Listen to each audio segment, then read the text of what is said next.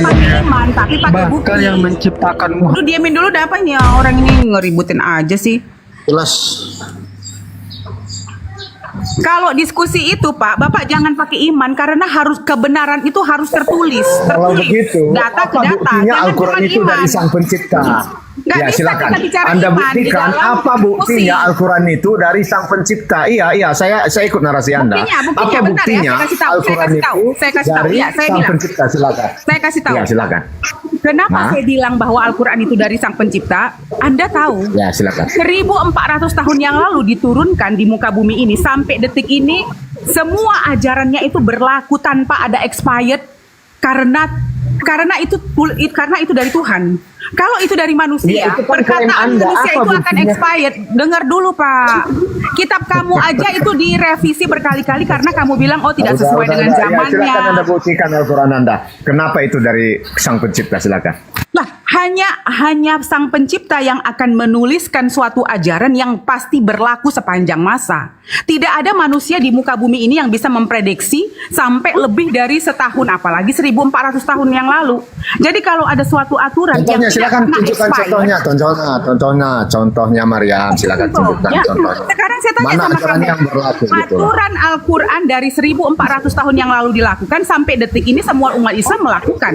Ramadan dari tahun pertama Al-Quran itu diturunkan iman yang sampai Anda detik ini bicarakan ada itu Ramadan. iman, bukan bukti. Itu iman Anda. Anda boleh mengimani apa aja tololnya, gitu. Tololnya Pak, itu tertulis Itu iman. Pak, tertulis aturan itu Tertulis di Al-Quran Anda kan? Loh, Jadi sekarang itu saya iman tanya. Anda kepada Al-Quran. Sekarang saya tanya, kalau ada undang-undang di Indonesia ini yang direvisi karena tidak sesuai dengan zaman dan keadaan, itu karena aturan manusia. Karena semua aturan manusia ini pasti direvisi tergantung zaman dan keadaan. Kalau ada aturan, kalau iman itu adalah kami mempelajari, kami mempercayai, dan kami mengimani, itu artinya iman. Tapi kalau ada bukti bahwa Al-Quran itu terbukti sampai detik ini tidak pernah dirubah atau direvisi, itu adalah kemukjizatan. Dan Al-Quran itu dijaga selama 1400 tahun sampai hari kiamat nanti. Tidak Ya, pernah ada saya nggak yang mau masuk lebih dalam ya. Nanti saya digerebek lagi. Tapi gini. Artinya apa? Bapak, kalau Artinya ada apa? suatu aturan, Sesuatu yang tidak berubah itu Anda anggap dari Tuhan. Gitu ya logikanya ya. Sebentar dong.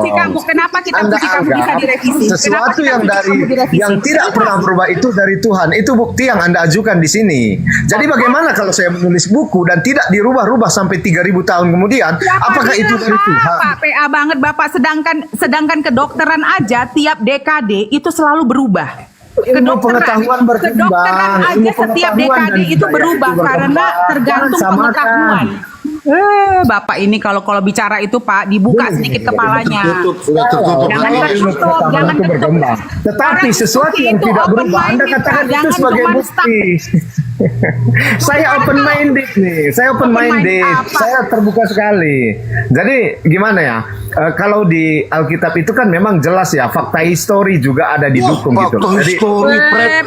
Penulis kitab tahu aja aneh tertulis biasakan Bang Palopo, dengarkan dulu orang kitabmu ngomong. aja Jangan tidak ada, dipotong-potong. tidak diketahui. Kok ngomong kamu kitab kamu itu? Itu diketahui penulis apa yang tidak Fakta diketahui? histori. Matius itu ditulis oleh Matius, Ya, Lukas iya, ditulis Pak, oleh Lukas. Pak, saya sarankan Bahkan Anda Bapak. berbicara mengenai penulis Sebentar, kitab. Sekarang Pak, saya ini tanya, Al-Fatihah itu saya mau ditulis kasih oleh tahu. siapa? Bapak Al-Fatihah lihat, ditulis oleh siapa? Bapak lihat akun saya ya, Bapak lihat akun Ini saya. jangan Bapak Anda hari gunakan ini, standar ganda. Bapak Ini hari Anda ini standar pergi, ganda. hari ini sekarang ini Bapak pergi 5 menit saya kasih Bapak lihat siapa penulis Matius sebenarnya. Yang sebenarnya ya, kalau memang Bapak temukan penulisnya saya kasih 500.000 langsung Pak. Langsung Oke, Pak. Katanya tadi, kata dia tadi Al-Quran, kata dia tadi Al-Quran itu masih berlaku sampai sekarang. Saya buktikan Al-Jazeera 16 itu berlaku. Enggak. Kata dia tadi Al-Quran masih berlaku sampai sekarang. Buktikan Al-Jazeera 16 masih. Udah turun aja kau dulu, nggak jelas. Silakan pakai kebenaran, buktikan Matius adalah penulisnya. Matius, Ya, silakan. saya TF Oke. ke abang ini host 500.000. Kalau memang kau bisa menemukan uang saya abang host ini yang miliaran, Bu. Miliaran uang saya, nggak usah disinggung soal uang ya. Uang Nggak saya masalah miliaran. duit Pak. Ini kita adalah diskusi Jadi gini. kebenaran. Kalau diskusi Iya, kebenaran, itu kamu makanya harusnya gitu. berani. Saya nggak apa-apa, saya tahu duit Anda 5, mungkin Mbak, saya nggak tahu mau miskin kayak mau kaya, aku nggak peduli. Yang penting Ya, adalah kebenaran. makanya kalau Kalau di sini nggak memang usah bicara Matius soal itu uang, penulis Matius, saya kirim 500.000 Pak. Nggak apa-apa, Bapak kasih ke anak Kak, ke yatim, I don't really care. Tapi saya ingin tahu, Saya nggak karena mau. Profesor Barde Ehrman dan seluruh sarjana teologi kalian juga menyatakan bahwa kitab kalian itu tidak tahu siapa penulisnya. Coba kamu ke kitab Anda, ke kitab Sabda, Anda tulis di situ. Tidak diketahui penulisnya, Pak. Jadi, Pak, kalau berbicara jangan hanya iman. Karena di dalam ranah diskusi itu bukan iman, tapi bukti. Umat Islam dari tadi bicara di sini selalu menuliskan, memberikan reference, ya semuanya tidak pernah dikurangin. Jadi kalau Anda bilang Matius penulisnya Matius, Bapak diketawain sama orang Kristen sendiri, atau bicara dengan orang yang pernah lulus di teologi Bapak, tanya dia. Ya, gini ya Bu Mariam. Artinya Sekolah apa? minggu pas itu, kalau sekolah minggu cocok. Kalau di sini enggak. Potong-potong terus. Ya Bapak boleh sih ketawa, nggak apa-apa Pak. Jadi gini, kami di sini ini Pak, kita udah pada umur-umur di sini. Jadi kalau Bapak bilang, oh Matius itu penulisnya Matius, itu urusan Bapak sih. Tapi realitanya tidak seperti itu. Saya kasihan sih sebenarnya. Jadi kalau Bapak bilang Matius itu penulisnya Matius, ya silahkan. Monggo, nanti Bapak setelah dari sini, Bapak cari sendiri. Ada tulisannya di kitab Sabda, penulisnya tidak diketahui. Maaf ya Pak, itu realita. Saya nggak mungkin ngomong di sini live, berbicara begini, saya bisa kena dilik saya kalau memang begitu. Tapi itu ternyata benar, tidak diketahui penulisnya. Hanya dianggap bahwa Matius itu yang nulis Matius. Makanya Pak, kalau kita berdiskusi, Bapak nyari ilmunya agak banyak dikit. Sehingga waktu bicara di sini kita melalui data, bukan asumsi. Oke. Terima kasih. Mungkin Bang Baal, mungkin Bang Anggur Asam bisa tunjukkan data Bang. Sebentar Bang, biar Iya, saya jadi gini, tadi sebenarnya saya ini kalau saya turun aja deh ya. Dari tadi saya mendengarkan, tapi nggak bisa. Jangan lari dulu. jangan lari lah, Mau sabar. ditunjukkan data Matius. Terima kasih ya. Oke, lari dia. Ya, ya seperti yang disampaikan oleh Bunda tadi itu, memang kita ada berdasarkan referensi dari Kristen sendiri bahwa penulis-penulis ini tidak diketahui, kadang-kadang dikatakan misteri ya penulis itu. Tapi memang di sana dikatakan adalah menurut Markus, Matius, Lukas itu hanya menurut, artinya bukan yang sebenarnya. Beta, tapi itu kalau kita lihat realitanya, Jadi, semua jadi kembali ke topik. Jadi siapa sih sebenarnya penulis ini? Nah, seperti yang saya sampaikan tadi, nah ini berita-berita ini datangnya dari iblis. Kenapa saya berani mengatakan demikian? Memang ayatnya mengatakan demikian. Kalau orang yang penulis itu tidak tahu, berarti itu sumbernya dari mana? Ya dari iblis. Ya iblis ini berupa manusia-manusia yang punya sifat iblis ya, manusia yang menjelma jadi iblis yang menjelma jadi manusia lah. Karena di Markus 3:14 dikatakan ia menetapkan 12 orang untuk menyertai dia dan untuk diutusnya memberitakan Injil. Jadi Injil atau Bible ini diberitakan oleh 12 orang, di antaranya iblis. Kan begitu. Nah, jadi wajar saja di kalangan mereka ada banyak perselisihan tentang siapa Tuhannya tidak jelas. Memang iblis di sana ikut berperan pakai data ya. Jadi kita nggak usah menghujat di sini. Host kalau ada yang menghujat diturunkan. Jadi kalau berbicara data tadi kan bahwa di Bible ini tidak jelas penulisnya siapa. Di sini kita baca. Nggak, jangan menghujat ya teman-teman ya, kalau menghujat turunkan ya. Nah, kalau kita di Katolik ini, di Katolik Identity ini, One Catholic edu.au ini kan jelas ya di sini bahwa penulis-penulis ini tidak jelas. Nah, bukan kata umat Islam. Kalau umat Islam udah meyakini, berarti ini kebenaran Al-Quran ini sudah luar biasa ya, dibuktikan oleh mereka sendiri gitu kan. Nah, di sini kalau kita translate, Matius penulis ini ya, di sini dikatakan Matius penulis Injil yang menyandang nama Matius juga tidak pasti. Luar biasa ini. Yang tidak pasti ini datang dari mana? Ya dari iblis. Nah, kita coba lagi kita Markus, sekarang kita Markus. Ini Markus, kita Markus ya. Dari mana? Dari iblis. Nah, kita buktikan nanti iblisnya gimana, berperan nggak gini. Di Markus nih, kita baca Markus ini siapa Markus ini? Kita lihat Markus siapa sih nih? Penulis Injil yang menyandang nama Markus tidak diketahui. Masalah ini luar biasa Al-Quran ya. Al-Quran itu luar biasa ya. Masya Allah. Ini linknya di mana Bang Bal? Linknya coba. Ini linknya ya. Kita tidak boleh menghujat ya. Ini Islam atau Kristen ini? Kalau gambar salib ini kelihatannya Islam dah. Oh iya. Baik. Lanjut. Tapi data itu. Nah, kemudian kita cek lagi. Lukas gimana Lukas nih? Kita Lukas nih ya. Kita cek. Jadi kita Lukas. Kita translate lagi nih. Penulis Injil yang menyandang nama Lukas juga tidak diketahui. Luar biasa nih Al-Quran ya. Benar, mereka itu memang suka membuat-buat seperti itu. Kemudian Bang John kita tanya John, coba Bang John. Kamu gimana Bang John? Menurut ini. Nah, Bang John, penulisan Injil yang menyandang nama Yohanes masih menjadi misteri. Luar biasa, Masya Allah. Luar biasa. Al-Quran luar biasa ya. Bang Anggur Asam, berarti Iya, lanjut. orang-orang yang naik ini tadi nggak pernah baca kitabnya, Bang. Iya. Jadi kita pura-pura ya kan, di speednya itu ya kan. Oke, kita lanjut. Historinya kenapa sampai tidak diketahui? Nih kita ambil data lagi dari Katolik ya, nih ya dari katolik.org nah ya. Jadi sini dikatakan, ini kita translate ya. Di sini kenapa historinya sampai tidak ada? Pada tanggal 23 Februari Diocletianus memerintahkan penghancuran gereja baru di Nikomedia dan membakar kitab sucinya dan harta karunnya disita. Nah, ini ada pembakaran. Jelas ya. Ini menurut dari siapa? Dari Katolik ini ya, katolik.org, jelas ya. Jadi memang mereka ini. Nah, pertanyaannya yang kitab suci yang dianggap suci mereka sekarang dari mana dong kalau memang tidak ada? Yaitu dari iblis. Nah, ini datanya. Kita baca pakai data ya, izin. Nggak boleh menghujat ya, teman-teman. Dari iblis. Nah, pakai data ya. Nah, ini datanya. Ini jelas loh ya ini ya. Nih datanya. Di Markus 3 nomor 14. Markus 3:14. Iya besar nih. Yesus berarti ya nih mungkin ya. Menetapkan 12 orang untuk menyertai dia. Menyertai bisa arti mendampingi atau segala macam pun lah kegiatan Yesus ya. Kemudian diutusnya memberitakan Injil. Saya tidak setuju Injil, tapi kita bacakan ya, tidak boleh merubah ya. Jadi Yesus menetapkan 12 orang untuk menyertai dia dan diutusnya memberitakan Injil. 12 orang ini siapa? Islam tidak boleh ngarang, tidak boleh nafsir ya. 12 orang ini kita lihat. Yohanes 6 ayat 70. Jawab Yesus kepada mereka, bukankah aku sendiri yang telah memilih kamu yang 12 ini? Namun seorang di antaranya iblis. Iblis ini diberitakan oleh iblis ini. Iblis. Nggak jelas ya. Tadi. Iya.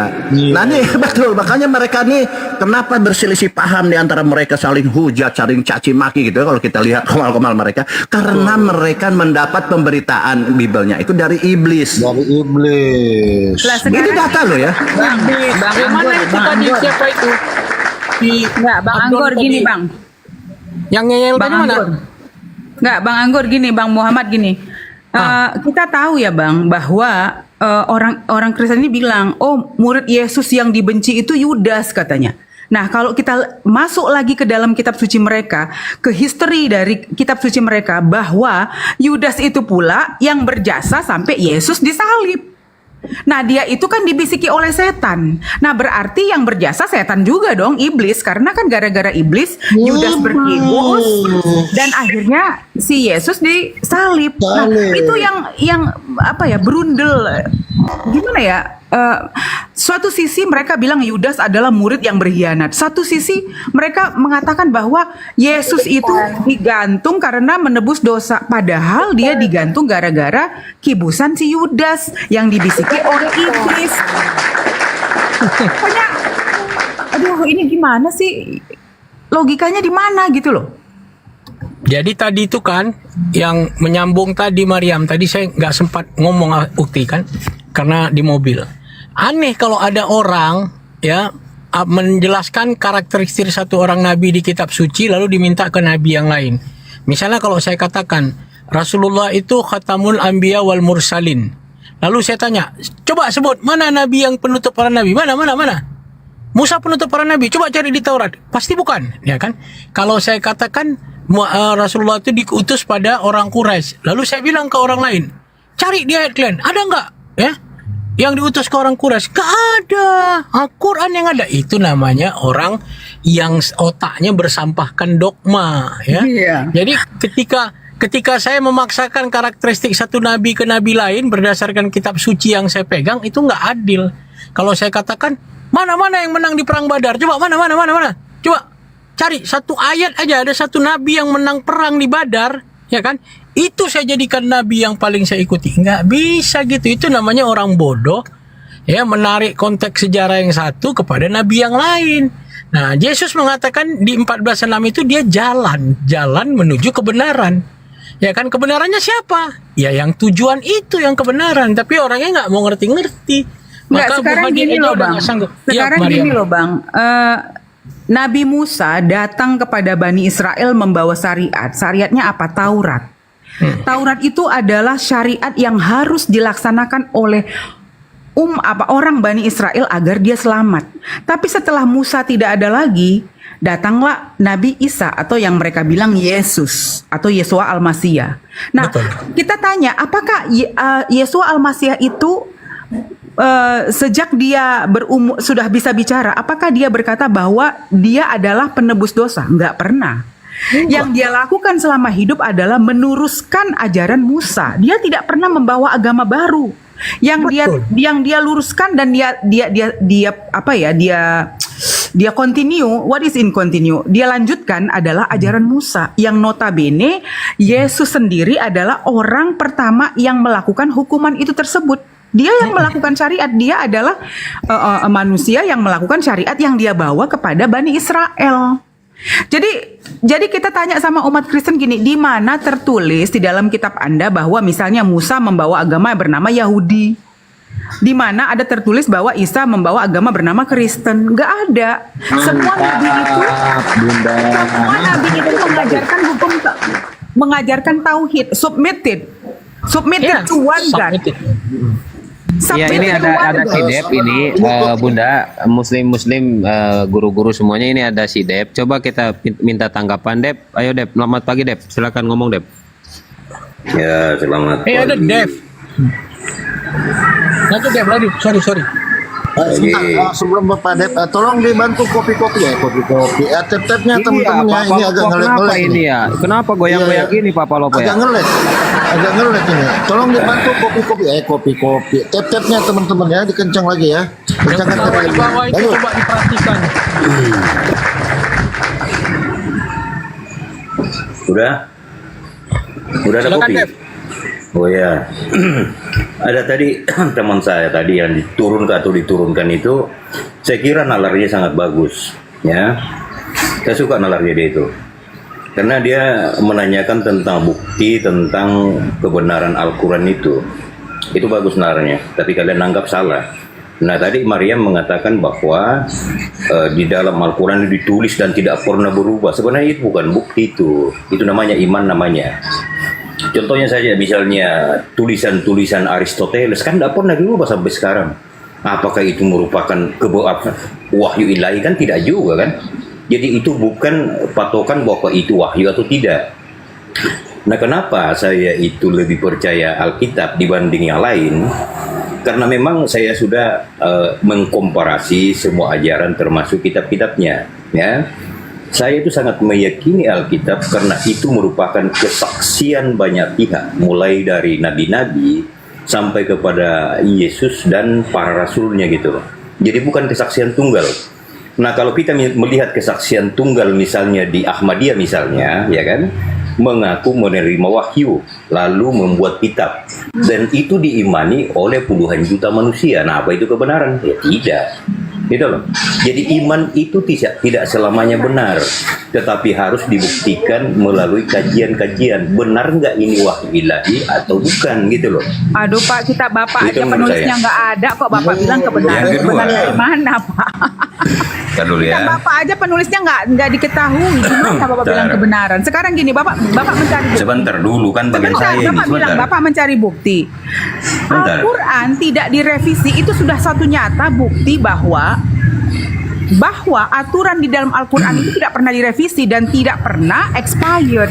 Itu sudah suatu bukti. Itu bukan bukti, Bu. Sebentar, kalau kamu lihat kami sebagai umatnya, itu adalah bukti otentik yang menyatakan bahwa semua ajaran Al-Quran dari 1400 tahun yang lalu itu sampai detik ini nggak pernah direvisi. Fisiknya tidak pernah dirubah, ya, fisiknya nggak pernah dirubah dan diganti, ya. Isinya juga nggak pernah dirubah. Itu adalah bukti kemirakelan, ya, keajaiban yang nyata bahwa hanya bukan manusia yang menulis, karena kalau manusia yang menulis pasti expired. Cukup. Oke, cukup. Kita kasih Bang Al-Quran dulu. Assalamualaikum warahmatullahi Waalaikumsalam warahmatullahi wabarakatuh. Silakan Bang Anggur Asam mau tampilkan data. Sebentar Pak Dep ya. Silakan Bang Anggur. Baik, jadi memang kita bukan dari kalangan kita sendiri, mereka pun masih bingung dengan kitab sucinya ya. Nah, disampaikan Bunda itu adalah fakta yang real yang terjadi ya. Nah, kebingungan ini kan kita uji. Umat Islam tidak boleh menafsir ya, tidak boleh mendehem-dehem langsung sesak napas. Gitu tuh sesak napas artinya. Jadi tidak boleh seperti itu. Jadi kita lanjut ya. Itu artinya sudah sesak napas. Jadi gini, di sini kan jelas ini ya. Ini jelas loh kalimatnya sederhana. Ia menetapkan 12 orang untuk menyertai Yesus dia dan diutusnya untuk memberitakan Injil. Ini jelas itu. Walaupun ini Injil ini kita bisa ini ya, tapi kita tidak boleh merubah ya, memang tertulis demikian. Diutus loh. Nah, 12 orang ini iblis salah satunya. Nah, kita harus ngurut. Sebenarnya 12 orang ini adalah iblis juga nih. Nanti kita pakai data ya. 12 orang ini iblis. Nah, Bible yang dipegang oleh mereka ini diterima dari iblis. Oh, Baal, Anggur Asam, kamu kok cerdas ya? Pakai data dong, nggak boleh menghujat. Oh, kita pakai data ya. Kita satu-satu ya, harus pakai data. 12 orang ini siapa? Dia bilang, oh Rasul itu, muridnya. Oh iya, benar. Benar, datanya di mana? Di sini, Yohanes 6 ayat 70 dikatakan, jawab Yesus kepada mereka. Bukankah aku sendiri yang telah memilih? Wah, iblis dipilih oleh Yesus. Bukankah aku sendiri yang telah memilih kamu yang 12 ini? Namun seorang di antaramu adalah iblis. Data loh. Nah, jadi iblis ini, apakah iblis ini akan dibiarkan begitu aja setelah dipilih? Tidak. Oleh Yesus nanti iblis itu ditugaskan, ditetapkan, lalu diutus untuk memberitakan Bible. Begitu sederhana membacanya. Jadi 12 orang atau iblis ini ditugaskan oleh Yesus setelah dipilih, ditetapkan, diutus nih ya untuk memberitakan Bible. Lalu hanya satu saja itu ada iblisnya, yaitu Yudas. Tidak. Di ayat lain mengatakan begini. Di ayat lain ya. Ternyata nanti akan bicara 12 orang itu ya. Boleh sesat ya. Matius 16 ayat 23.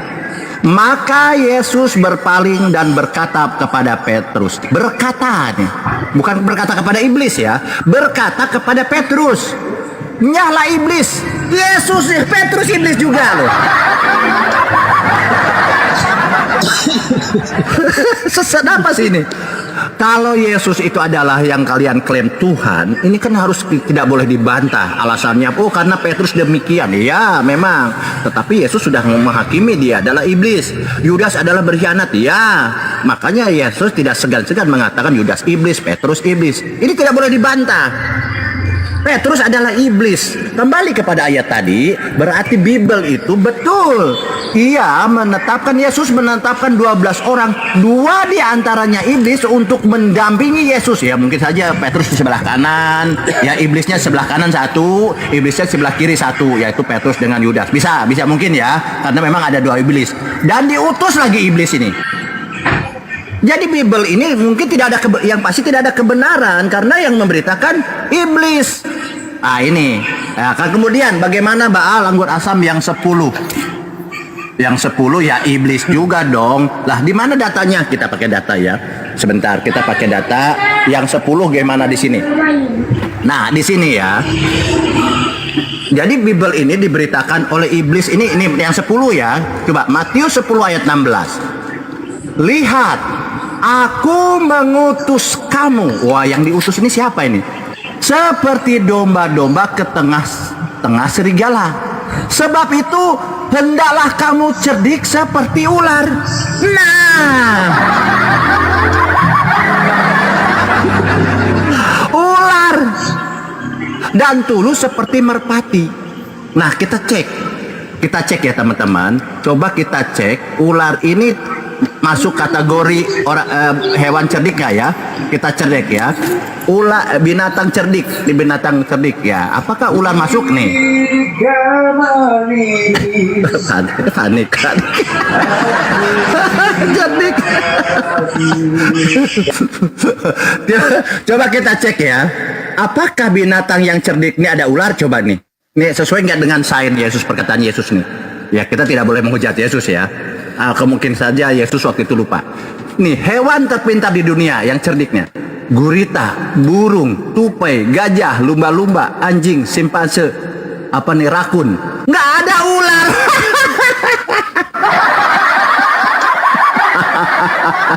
Aduh, Yesus lupa, dia tidak sesuai dengan sains. Ya, tapi nggak usah menyalahkan Yesus. Tidak usah menyalahkan Yesus. Jadi kita nggak boleh menghujat. Tidak ada ular ini cerdik. Tidak ada ya. Jadi mungkin Yesus nih lupa. Jadi yang 10 ini bagaimana? Tadi dikatakan harus cerdik seperti ular. Ular ini menurut Bible apa? Nah, kita cek ya. Ular menurut Bible. Nah, jadi ular di sini, nih kita cek ya. Ular kalau kita cek di Alkitab Sabda, ularnya apa? Kita pakai data ya, nggak boleh menghujat ya. Mungkin Yesus kali-kali lupa, nggak apa-apa lah, Tuhan lupa, ini nggak apa-apa lah ya. Nah, di sini ular di Alkitab Sabda ya. Ular lambang kelicikan. Nah, licik diambil nih, dan tipu daya iblis.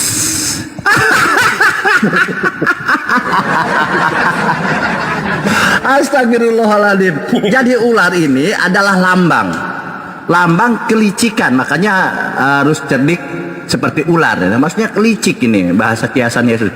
Tipu daya iblis. Ini ada ceritanya di Wahyu, di mana nih ada cerita ular, di Yesaya juga ada cerita ular. Nah, artinya apa? Kembali ke poin tadi, bahwa Yesus, Bible itu memang menggunakan tangan-tangan iblis untuk menyesatkan umat Kristen. Seperti itu aja dulu dari saya. Mungkin banyak lagi kita buktikan bahwa nanti kita bicara tentang sosok Yesus itu siapa gitu ya. Jadi memang kenapa Kristen ini memang amburadul dalam ajarannya ya, karena iblis di sana berperan. Lanjut. Ya begini, saya dapat poinnya ya. Artinya tadi untuk menyebarkan Injil harus licik seperti ular dan jinak seperti merpati. Bukan begitu ya poinnya ya? Merpati. Nah, jadi gini Bang, yang saya kasihan adalah begini, bahwa sosok Yesus ini sebenarnya difitnah. Kenapa? Karena kalau umat Kristen merasa bahwa dia pengikut Yesus, ya kita lihat aja. Yesus itu adalah orang Yahudi yang mengajarkan hukum Taurat. Seharusnya kalau mereka ini pengikut Yesus, berarti mereka Yahudi bukan Kristen dong. Tapi kan ternyata tidak. Apa yang diajarkan Yesus selama dia hidup itu tidak sama sekali dilakukan oleh umat Kristen yang mengaku pengikut Yesus. Jadi sekarang saya bilang, berarti Kristen ini siapa panutannya? Berarti si Paulus cuma menuhankan Yesus. Jadi Yesus selama hidup itu mengajarkan hukum Taurat. Bahkan dia menegaskan, aku datang bukan untuk meniadakan hukum Taurat. Aku datang untuk menggenapi. Tidak satu iota pun atau satu titik pun akan hilang dari muka bumi ini. Dikit tolong di-mute dulu. Ya. Nah, kalau dia sudah bersumpah serapah seperti itu, tidak satu titik pun hukum Taurat ini harus hilang sebelum langit itu runtuh. Berarti jelas bahwa selain Yesus itu adalah dari Yahudi, ya karena ibunya Yahudi walaupun bapaknya tidak ada, maksudnya bapaknya adalah ya secara biologis dia tidak punya bapak ya, tapi dia adalah orang Yahudi yang mengajarkan hukum Taurat. Jadi kalau umat Kristen merasa dia pengikut Yesus, harusnya kalian adalah jadi Yahudi bukan jadi Kristen, karena nggak ada hubungannya, bener nggak, Bang? Shalom. Yo, siang Sedot. Apa Sedot? Selamat pagi. Aku mau nanya nih ke Mariam. Mariam kamu ini mualaf atau apa? Biar dijawab dulu ini kemana ini, tahu-tahu ngomong apa sedot ini. Udah kau makan dulu sedot, mute dulu, makan dulu, jangan makan sambil ngomong. Enak aja kau bilang mualaf. Aku dari lahir Islam, tahu nggak kamu? Ya mute dulu, makan dulu. Makanya itu, Saya tanggapi makanya ya. itu kamu nggak tahu apa bang? Lari ke Boleh, konteks saya tanggapi awal, ya. lari ke konteks awal. Sedot diam dulu. Ya, saya tanggapi Itu ya. siapa tuh yang ngomong? Tadi si Apa kau? siapa Diam dulu. namanya nih? Si Anggur ya, yang mengatakan iblis itu diutuskan gitu. Begini Nah, dia gini membawa Pak tadi, Bangga, kita kembali ke sebentar topik dulu dipotong tentang lagi. Bentar. penulis para penulis tadi itu dibantah dulu itu tadi. 3:14 tadi dia mengatakan, aku mengutus kalian memberitakan Injil dan satu di antara kalian adalah iblis. Siapa itu yang dimaksud? Adalah Yudas gitu loh. Karena Yesus sudah tahu bahwa Yudas inilah yang akan mengkhianati dia demi uang gitu loh. Lah, Yang tapi pertama. kan Pak gara-gara dia disalib. Jangan dipotong. Nah, Bentar. kenapa Pak Kemudian, bilang berkhianat? Kan gara-gara dia Yesus disalib. Kalau nggak ada dia emang disalib. Iya, karena uang makanya dia begitu gitu loh. Ya ampun Pak, Dipahami berarti dulu. kontradiksi Kan dong dibayar. Pak. Harusnya Bentar ya. Yudas ini berjasa dong.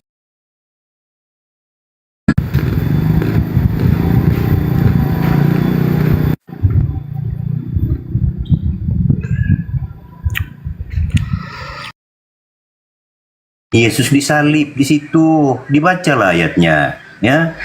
Matius 16, dibaca perikopnya. nggak- Itulah pentingnya memahami satu perikop supaya tahu apa maknanya. Jangan cuma baca teks satu ayat, tetapi dibaca dalam satu perikop. Ya Kenapa ampun. disebut dia iblis di situ? Nyala kau iblis? Karena Bapak, Petrus sekarang itu gini, sebentar sekarang gini. dulu. Sekarang aduh, gini, ini Yesus perempuan itu saat disalib ini. gara-gara apa Pak? Coba dijawab Sebentar, aja. sebentar. Kita Nanti saya udah jelaskan. tahu isinya Bapak. Bentar. Udah tahu kita isinya. Jadi Petrus itu disebut iblis karena dia meragukan tentang penyaliban Yesus. Itu loh. Makanya Petrus mengatakan jangan sampai itu terjadi kepadamu. Yesus mengatakan enyahlah iblis. Nah, itu artinya pengaruh iblis, makanya Petrus berkata begitu, padahal itu semua sudah direncanakan oleh Sang Ilahi sesuai dengan nubuat Yesus sendiri di dalam Markus 10. Silakan Berarti buka. rencana ilahi membuat iblis itu membisikkan ke Yudas. dong? Markus 10 sebentar ya. Jadi betul ya, Ngomonglah. betul data saya tidak bisa dibantah ya, betul malah dikuatkan ya. Jadi memang Bible itu diberitakan oleh iblis, ya kan? Memang betul ya, berarti alhamdulillah gitu ya. Jadi dia mengatakan, jadi tadi saya mengatakan, coba izin saya besarkan lagi ya. Paham kita. Ya tadi sudah dikuatkan ya. Jadi sudah dikuatkan dari oleh teman Kristen. Jadi Anggur Asam Markus betul itu ya. Dari di sini bahwa Markus 3 nomor 14 ini ditambahkan oleh ya, dikuatkan bahwa betul katanya bahwa Bible ini diberitakan oleh iblis ya. Ya, karena apa? Karena Yesus mengatakan begini. Markus 3:14. Potong lagi, aduh. Jadi tadi sudah ditanggapi, kita gantian Ya, aja. kalau mau dialog. Ditanggapi aja, Lebih baik sabar saya aja, turun. gantian. Gitu. Jadi gantian. Oke. Jadi Markus Tapi ini bukan yang 3:14. dari kitab suci Anda. Jadi Bapak jangan marah. Yesus menetapkan 12 orang, 2 diantaranya iblis. Iya kan? 2 ini siapa? Baal. Oh tadi dikuatkan oleh dari Kristen bahwa 2 itu adalah Yudas pertama dan 2 Petrus gitu ya. Dengan alasan yang tidak kita perlu tanya ketika Yesus adalah diklaim Tuhan, kita tidak perlu alasan lagi. Oh karena begini ya, memang tentunya Yesus punya alasan gitu. Makanya dikatakan Yudas iblis, Petrus iblis. Itu kan selesai masalahnya. Seperti itu ya. Lanjut. Gantian dong, aku mau nanya nih. Kalau memang sudah dinubuatkan Yesus itu disalib, kenapa Petrus itu tidak percaya? Harusnya dia lebih yakin dong, dia kan muridnya gitu loh. Nah, disitulah kontradiksi terjadi karena gini, Anda bilang Yudas itu iblis, tapi padahal gara-gara Yudas, nubuat yang kalian bilang sudah dinubuatkan itu terjadi. Jadi sebenarnya teori Ini Dep itu sudah nggak ada ini, sudah turun. Yesus ini Bang, Yesus kita ini sapa dulu yang baru. Ini Yesus, selamat siang. Yesus, Yesus. Yesus. Oh, Yesus. Nah, dibawa dulu ya. Oke, Aku Sedot. mau nanya nih. Apa kamu tanya, Sedot? Tanya. Aku mau nanya ke ini Bu Mariam Suci 77. Bu Mariam monitor. Iya, saya monitor santai. Oke. Dot, mau apa kau ngomong? Oke, aku mau nanya. Aduh, ada noise tuh. Civil bisa di mute nggak? Thank you. Oke, aku mau nanya, apakah tulisan Lukas setara dengan ayat suci Al-Quran? Hah? Kawan, penulis kitab Lukas aja bukan Lukas penulisnya. Kenapa kau mau menyamakan dengan Al-Quran yang udah jelas itu adalah tulis firman dari Allah? Oke. Kalau gitu, bagaimana Lukas bisa tahu percakapan antara malaikat Jibril dan Maryam 6 abad sebelum Al-Quran diturunkan? Siapa bilang? Di mana ayatnya? Di Lukas. Lukas berapa? Oh, bentar, aku cari.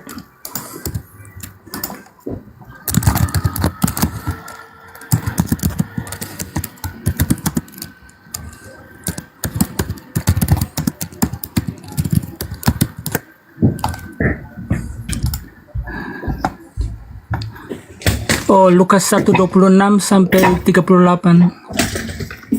Bacakan. Saya akan cek dulu, Pak. Aduh, panjang banget nih.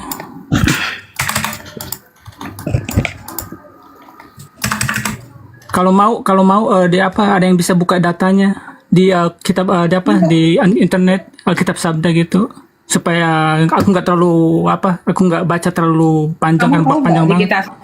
Di kitab Sabda kamu tertulis juga semua Bible kamu anonymous, tidak tahu penulisnya siapa. Sebenarnya Sedot, kita ini umat Islam buang waktu juga berdiskusi tentang Bible kamu karena penulisnya aja nggak tahu siapa. Diskusi tentang Bible. Iya.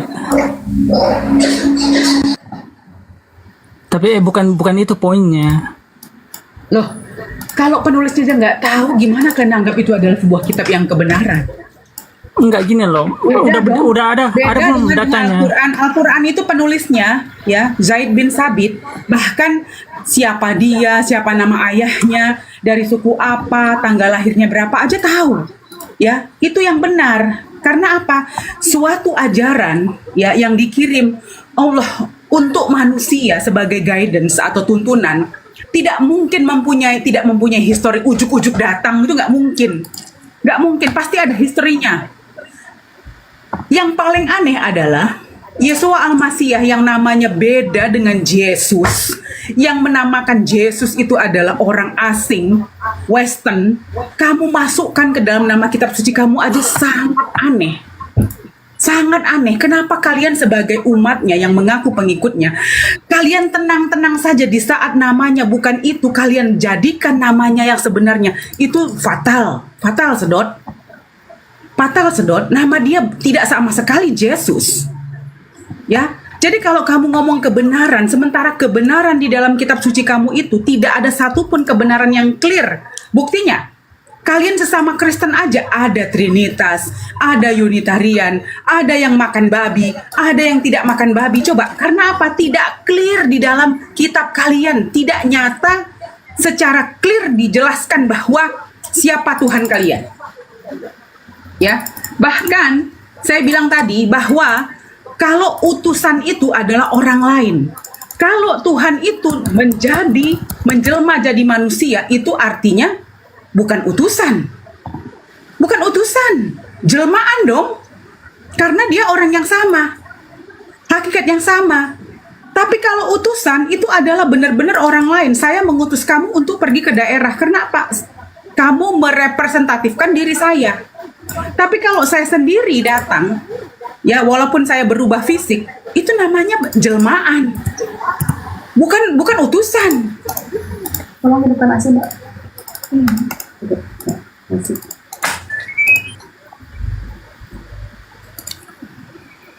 Jawaban Anda nggak menyentuh substansi pertanyaan saya. Substansi kamu yang tidak ada, substansi kamu nggak ada sebenarnya. Saya buang waktu sebenarnya membicarakan kitab-kitab yang tidak tahu penulisnya siapa. Jadi kalau kita diskusi sebenarnya dengan umat Kristen itu capeknya begini. Kenapa kita Kalau bilang- mengubuk-ngubuk suatu kitab yang sama sekali tidak sama dengan ajaran Yesus? Kedua, tidak tahu siapa penulisnya. Ketiga, ajaran Yesus yang kau anggap Tuhanmu aja beda dengan ajaran kamu. Yesus itu orang Yahudi yang mengajarkan Taurat. Kalau kau pengikutnya Yesus, yang kau berarti bukan Kristen, kamu Yahudi. Karena dia Yahudi dan dia menjelaskan bahwa dia datang untuk Bani Israel. Nah, kamu Bani mana? Kapan dia sebut itu di dalam hidupnya? Bahkan keempat kitab kamu yang kamu anggap kitab suci ini, kapan Yesus itu pernah berbicara menubuatkan Paulus sebagai rasul yang kalian ikuti? Jadi sebenarnya Dek, kalau kamu mau menghabiskan waktu kamu untuk mengimani apa kepercayaan kamu, itu urusan kamu.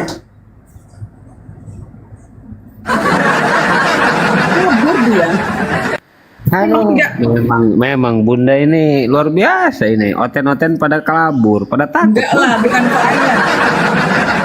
bukan saya. Yang membuat mereka, yang menampar mereka itu Bang Abu Yastrong, bukan kita. Kita hanya membacakan, benar nggak Bang Anggur? Kita hanya membacakan, kayak mana ya bahasa Indonesianya? Kita itu, apa ya? Iya, jadi musuh Oten itu Bibelnya Kitab suci sendiri. mereka. Iya. Sedikit Abu Yaya, sebenarnya kita juga perlu menjelaskan tentang pertanyaan tadi. Bagaimana dia bertanya, Lukas apakah sama dengan Al-Quran? Nah, kita harus lari ke dasar dulu. Mungkin mereka juga banyak belum tahu bagaimana definisi sebuah kitab suci, di mana pada saat mereka mengatakan Bible itu kitab suci, Al-Quran kita katakan kitab suci. Ya, dari sudut pandang Muslim, Al-Quran kitab suci. Dari sudut pandang Kristen, Bible itu kitab suci. Nah, bagaimana kita memberikan pengetahuan dasar tentang ini? Kita memang harus memberikan sebuah pengetahuan. Apakah itu yang dinamakan kitab suci? Nah, di dalam KBBI itu jelas penjelasannya. Itu wahyu dari Sang Pencipta alam semesta yang tidak ada campur tangan manusia. Di mana Al-Quran bisa membuktikan bahwasanya Al-Quran ini tidak ada campur tangan manusia pada saat pewahyuan. Memang benar-benar dari Sang Pencipta alam semesta. Nah, yang perlu diketahui oleh orang Kristen, di mana Al-Quran ini bukan dituliskan dulu baru dihafalkan, tetapi dilafadzkan dulu, dihafalkan, baru dituliskan. Nah, di dalam pengetahuan ini Kristen juga harus tahu di mana Bible itu di dalam perjanjian baru itu tidak diketahui oleh Yesus. Perjanjian baru muncul setelah tidak adanya Yesus. Nah, apakah benar Bible itu bisa dikatakan kitab suci pada saat ada sebuah penelitian yang dibukukan? Nah, hal-hal seperti ini memang perlu kita cerahkan supaya orang-orang awam itu ngerti.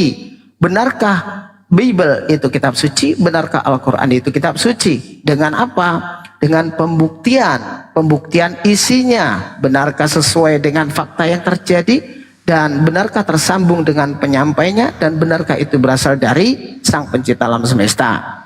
Nah, mungkin mereka itu dengan segala keterbatasannya itu makanya bertanya, benarkah itu sama? Pastinya kita katakan tidak. Karena apa? Bible sudah jelas banyak campur tangan manusia. Penulisnya belum bisa dikatakan itu benar-benar yang dikatakan Markus benar penulisnya Markus, Lukas penulisnya Lukas, atau yang lainnya. Begitu. Jadi teman-teman Kristen ya belajar juga gitu. Belajar Sebenarnya, juga di Bang, mana dari Al-Quran tadi, itu Bang, seperti apa pewahyuannya. dari tadi udah kita sampaikan Bang. Tapi gini kan tadi saya bilang ya, gini. Kriteria kitab suci itu harus mempunyai kriteria ya. Nah, sekarang gini, kalau kriteria penulisnya aja nggak diketahui kan udah gagal ya. Kriteria kitab suci itu harus pertama harus benar-benar bersumber dari Allah Subhanahu wa taala atau Tuhan. Kedua, hanya Allah yang mewahyukan, harus bersifat maha atas segala sesuatu. Ketiga, harus mempertahankan bahasa aslinya ketika nabi itu menerima wahyu tersebut. Keempat, penerima wahyu harus jelas orangnya, benar-benar jujur dan berakhlak mulia. Selanjutnya, tidak mengajarkan ajaran kejam dan sadis. Selanjutnya, memberikan pelajaran dan menunjuk manusia kepada jalan yang benar. Selanjutnya, ayat-ayat tidak boleh bertentangan satu sama lainnya. Selanjutnya, berbicara tentang ilmu pengetahuan harus bisa dibuktikan. Ya, yang kesembilan, harus sesuai dengan fitrah manusia, karena memang kitab suci ini untuk manusia sebagai penuntun jalan manusia. Kesepuluh, kitab tersebut harus bisa memberikan kesaksian bahwa dia diwahyukan oleh Allah Subhanahu wa taala atau Tuhan. Kesebelas, tidak boleh melecehkan terhadap nabi-nabi Allah. Ke-12, tidak memberikan cara merayu wanita dan pornografi secara vulgar. Ke-13, harus ada perkataan dari Allah bahwa tidak ada Tuhan yang wajib disembah selain dirinya. Ya, itu tertulis di Quran 20 ayat 14 sampai 25. Yang ke-14, harus ada nama agama yang berasal dari Tuhannya, bukan dari manusia atau panggilan orang. Yang ke-15, terjaga seluruh wahyu itu dengan hafalan para pemeluknya dari awal diwahyukan sampai kiamat. Itu sudah gagal itu yang mereka punya, Bang, penulisnya aja nggak diketahui.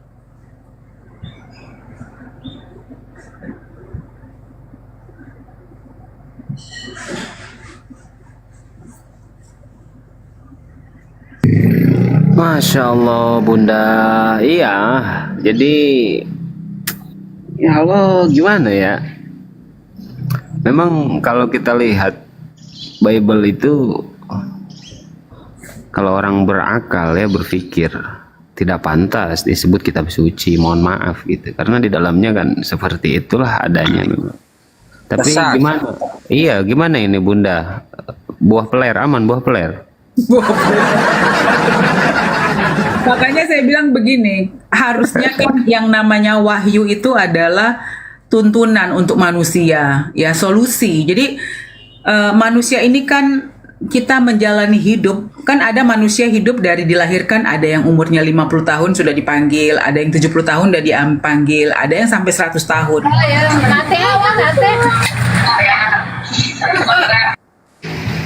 Nah, jadi pastilah Tuhan memerintahkan memilih seorang nabi untuk jadi pimpinan manusia itu, ya kan, harusnya guidance yang dia berikan itu adalah guidance yang menjadi solusi manusia dalam menjalani hidupnya.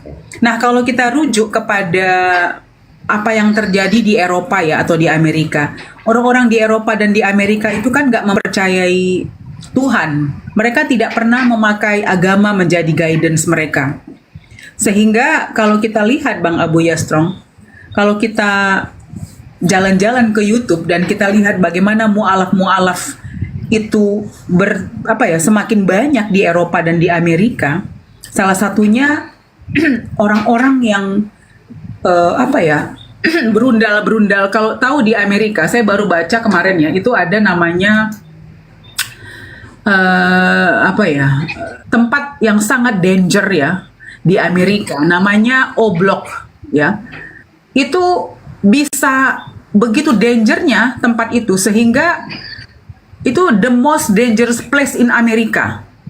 Nah, itu setelah namanya This is O-Block, namanya O-Block. Nanti kalian cari ya, O terus spasi BLOCK. Ini tempat di mana paling danger.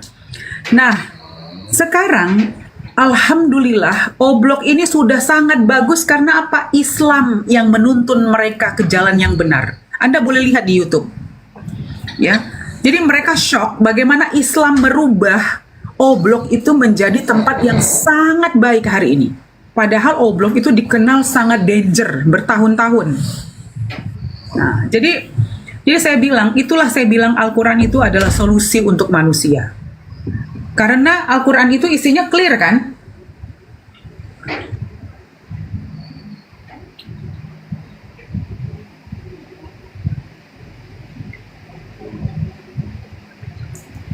Nih ya, isi Al-Quran itu terdiri dari, kalau kita lihat Bible kan ada bahasa-bahasa Yeskiel itu tentang semuanya bahasa-bahasa mengerikan ya. Sementara isi Al-Quran itu pertama kandungannya berupa akidah dan tauhid, dijelaskan akidahnya itu apa. Tuhannya satu, nama agamanya dijelaskan, Tuhannya juga menjelaskan. Ya. Kedua, berisi tentang ibadah. Ketiga, mengajarkan tentang akhlak, konsep akhlak, bagaimana cara beretika dan moral.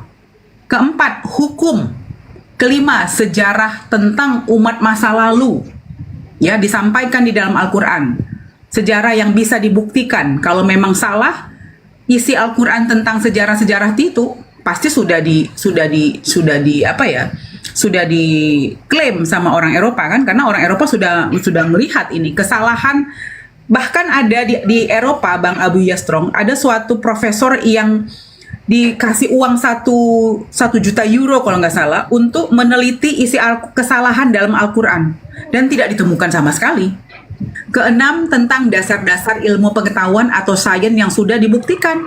Banyak scientific Eropa atau Amerika masuk Muslim gara-gara isi Al-Quran yang sudah ditulis 1400 tahun yang lalu. Belum ada sekolah, belum ada scientific kayak gitu loh. Jadi sebenarnya umat-umat Kristen ini hanya emosi aja gitu, karena dia tidak memiliki itu gitu. Sehingga Ya, Bunda. Ini kita sapa dulu ya, Bun. Bentar. Pak Abangku, selamat pagi, Pak. Pak Abang, selamat pagi. Kalau nggak ngomong saya turunkan. Terima kasih, Pak. Pak RB, selamat pagi, Pak. Pak RB, dibuka mute-nya, Pak. Pak Wija, selamat pagi. Dibuka mute-nya, Pak. Kalau nggak ngomong saya turunkan. Nah ini Pak, saya mau lanjutkan ya. Kalau dia nggak orang Kristen ini kan selalu menjelekkan Nabi Muhammad, Pak Ibu Yastrong. Tapi itu cuman dogma-dogma yang mereka terima. Tapi coba mereka memakai akal ya. Ternyata Nabi yang mereka bilang beginilah begitulah itu tertulis di dalam buku Michael H. Tuhart. Dia adalah nih ya, Nabi Muhammad mendapat peringkat pertama dalam 100 orang paling berpengaruh di dunia dalam buku yang berjudul The 100 Ranking of the Most Influenced Person in History. Bayangkan Pak, ada sebuah buku menulis Nabi Muhammad itu number one dari 100 orang paling berpengaruh di dunia. Nah bayangkan kalau Anda bilang, Mbak jangan noisy dulu tolong, makasih. Kalau Anda bilang bahwa Nabi Muhammad itu begini, begitu, kenapa dia dimasukkan dalam 100 peringkat pertama orang paling berpengaruh? Ya, itu satu ya Bang. Kedua, satu-satunya yang memiliki keberhasilan spektakuler ya dalam sebuah wawancara, Michael Hart mengatakan bahwa dirinya tidak memiliki keraguan sedikit pun saat memilih Nabi Muhammad SAW sebagai tokoh nomor 1 di antara deretan nama manusia yang paling berpengaruh di dunia yang pernah ada dalam kesejahteraan umat manusia universal. Ya, menurut Michael Hart, dirinya mempercayai dengan pasti Nabi Muhammad SAW adalah satu-satunya manusia yang meraih keberhasilan paling spektakuler, baik di bidang penyiaran agama maupun kehidupan, karena Nabi Muhammad SAW berhasil menyebarkan risalah Islam. Kini Islam menjadi agama terbesar di dunia. Beliau merupakan sosok pemimpin politik dan panglima tentara yang brilian, serta memimpin agama yang hebat dan agung. Hal ini dibuktikan setelah 13 abad kepergian Nabi Muhammad SAW, pengaruhnya tetap eksis dan pengikutnya terus bertambah-tambah. Kedua, politikus terbesar dan kepala pemerintahan terhebat dalam sejarah. Menurut Michael Hart, apabila seorang memilih sosok Nabi Muhammad SAW dalam lingkup kekuasaan, maka akan didapat data bahwa Nabi Muhammad SAW adalah politikus terbesar dan kepala pemerintahan terhebat dalam sejarah kemanusiaan.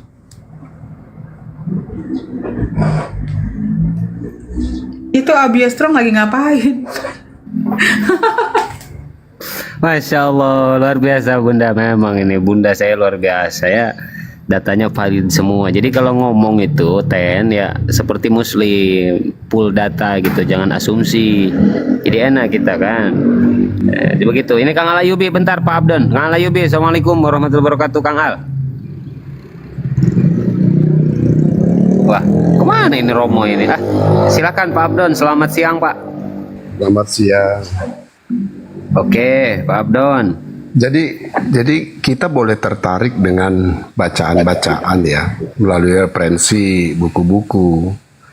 Tapi kalau dikatakan itu bahwa number one itu adalah Rasul itu dalam sejarah yang dikatakan di dalam tulisan orang itu. Tapi kenapa Anda juga nggak mengagungkan Quran itu? Bahwa yang terkemuka di dunia dan di akhirat itu adalah Isa putra Maryam. Oke, siap, saya tanggapi. Wajihang fid dunya wal akhirati wa minal muqarrabin. Itu datanya. Jadi ketika Anda membicarakan Al-Qur'an, ya usahakanlah original teksnya dibaca gitu. Karena apa?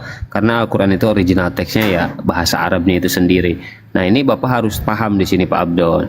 Ketika Anda membawakan narasi Al-Qur'an, maka Anda harus mempelajari kaidah-kaidah ilmu bahasa Arab, bahasa Al-Qur'an. Berbeda dengan kami ketika membawakan Bible, karena Bible itu sudah berbahasa Indonesia, maka kami membaca, bahkan di sana tidak menafsirkan. Tetapi ketika Anda membawakan Al-Quran, maka secara tidak langsung Anda harus mampu mengkaji kaidah-kaidah kedisiplinan di dalam ilmu Al-Quran. Nah, yang dinamakan dengan wajihan, terkemuka, ya semua para nabi dan para rasul itu terkemuka di dunia. Kenapa mereka terkemuka di dunia? Karena tidak ada jabatan yang lebih tinggi daripada utusan, rasul, penyampai firman, para kekasih Tuhan. Nah, maka mereka terkemuka di dunia karena mereka menjadi utusan, menjadi rasul. Dan begitu pun di akhirat. Fid dunya wal akhirah. Di akhirat sama, mereka orang-orang terkemuka. Karena apa? Karena nabi dan rasul bisa memberikan syafaat kepada umatnya. Itu mengapa di dalam Al-Quran sendiri Nabi Isa, bahkan Nabi Musa di dalam surah Al-An'am sama wajihan, terkemuka juga. Intinya Muslim menanggapi wajihan itu bukan hanya Nabi Isa, semua para nabi dan para rasul. Karena di dunia mereka menjadi utusan, penyampai firman, di akhirat mereka bisa memberikan syafaat terhadap umatnya. Nah, ini yang jadi pertanyaan Pak.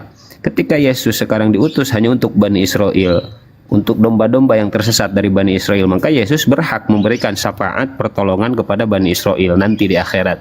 Tetapi Anda yang bukan dari Bani Israel mengaku pengikut Yesus, Anda boleh mengaku saya pengikut Yesus, tapi Yesus tidak akan mengakui Anda. Karena apa? Karena Yesus diutus untuk Bani Israel, bukan untuk Anda. Nah, ini Pak Abdon yang harus Anda renungkan begitu ya. Jadi jangan coba-coba membawa narasi Al-Quran kalau Anda tidak paham terhadap keilmuan dalam Al-Quran. Pak Lord Oreo, assalamualaikum warahmatullahi wabarakatuh. Pak Lord. Selamat malam Buya. Assalamualaikum. Waalaikumsalam Lanjut para Buya. Alayubi, lanjutkan. Nggak gini loh, Bang Abdon begini. Sebenarnya gini, seperti saya bilang, dalam menghargai ya, dalam konteks saling menghargai nih ya, bahwa gini, kita sebagai umat yang hanya berdiskusi di dalam dunia online begini, kita hanya membawa narasi diskusi berdasarkan kitab suci Anda gitu loh. Nah, saya bertanya, maka tadi saya bilang, kalau Anda pengikut Yesus, Anda harusnya bernama Yahudi, bukan Kristen. Kenapa? Karena ajaran yang Yesus lakukan selama dia hidup adalah mengajarkan Taurat. Nah, kalau kita lihat di ajaran Bapak kan Taurat itu dibatalkan oleh si Paulus. Nah, itulah yang Anda ikuti sampai hari ini. Karena kan Yesus yang Anda tuhankan itu sudah mendeklar bahwa dia datang bukan meniadakan hukum Taurat. Tidak satu titik pun akan hilang dari bumi ini sampai langit itu runtuh. Nah, sekarang langit itu belum runtuh. Pertama, kalau Anda ngotot memang Anda adalah pengikut Yesus ya. Kita konteksnya dari perkataan dari umat Kristen sendiri bahwa umat Kristen pengikut Yesus. Oke, kita hargai dan kita kunci itu kata-kata itu.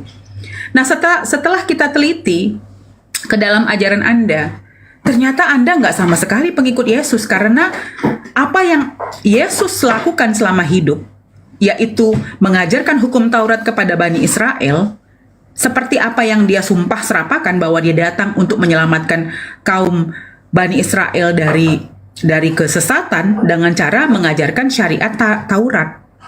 Ya, tapi tiba-tiba begitu kita tilik ke dalam ajaran Bapak memakan babi, Yesus tidak. Bapak tidak puasa, Yesus puasa.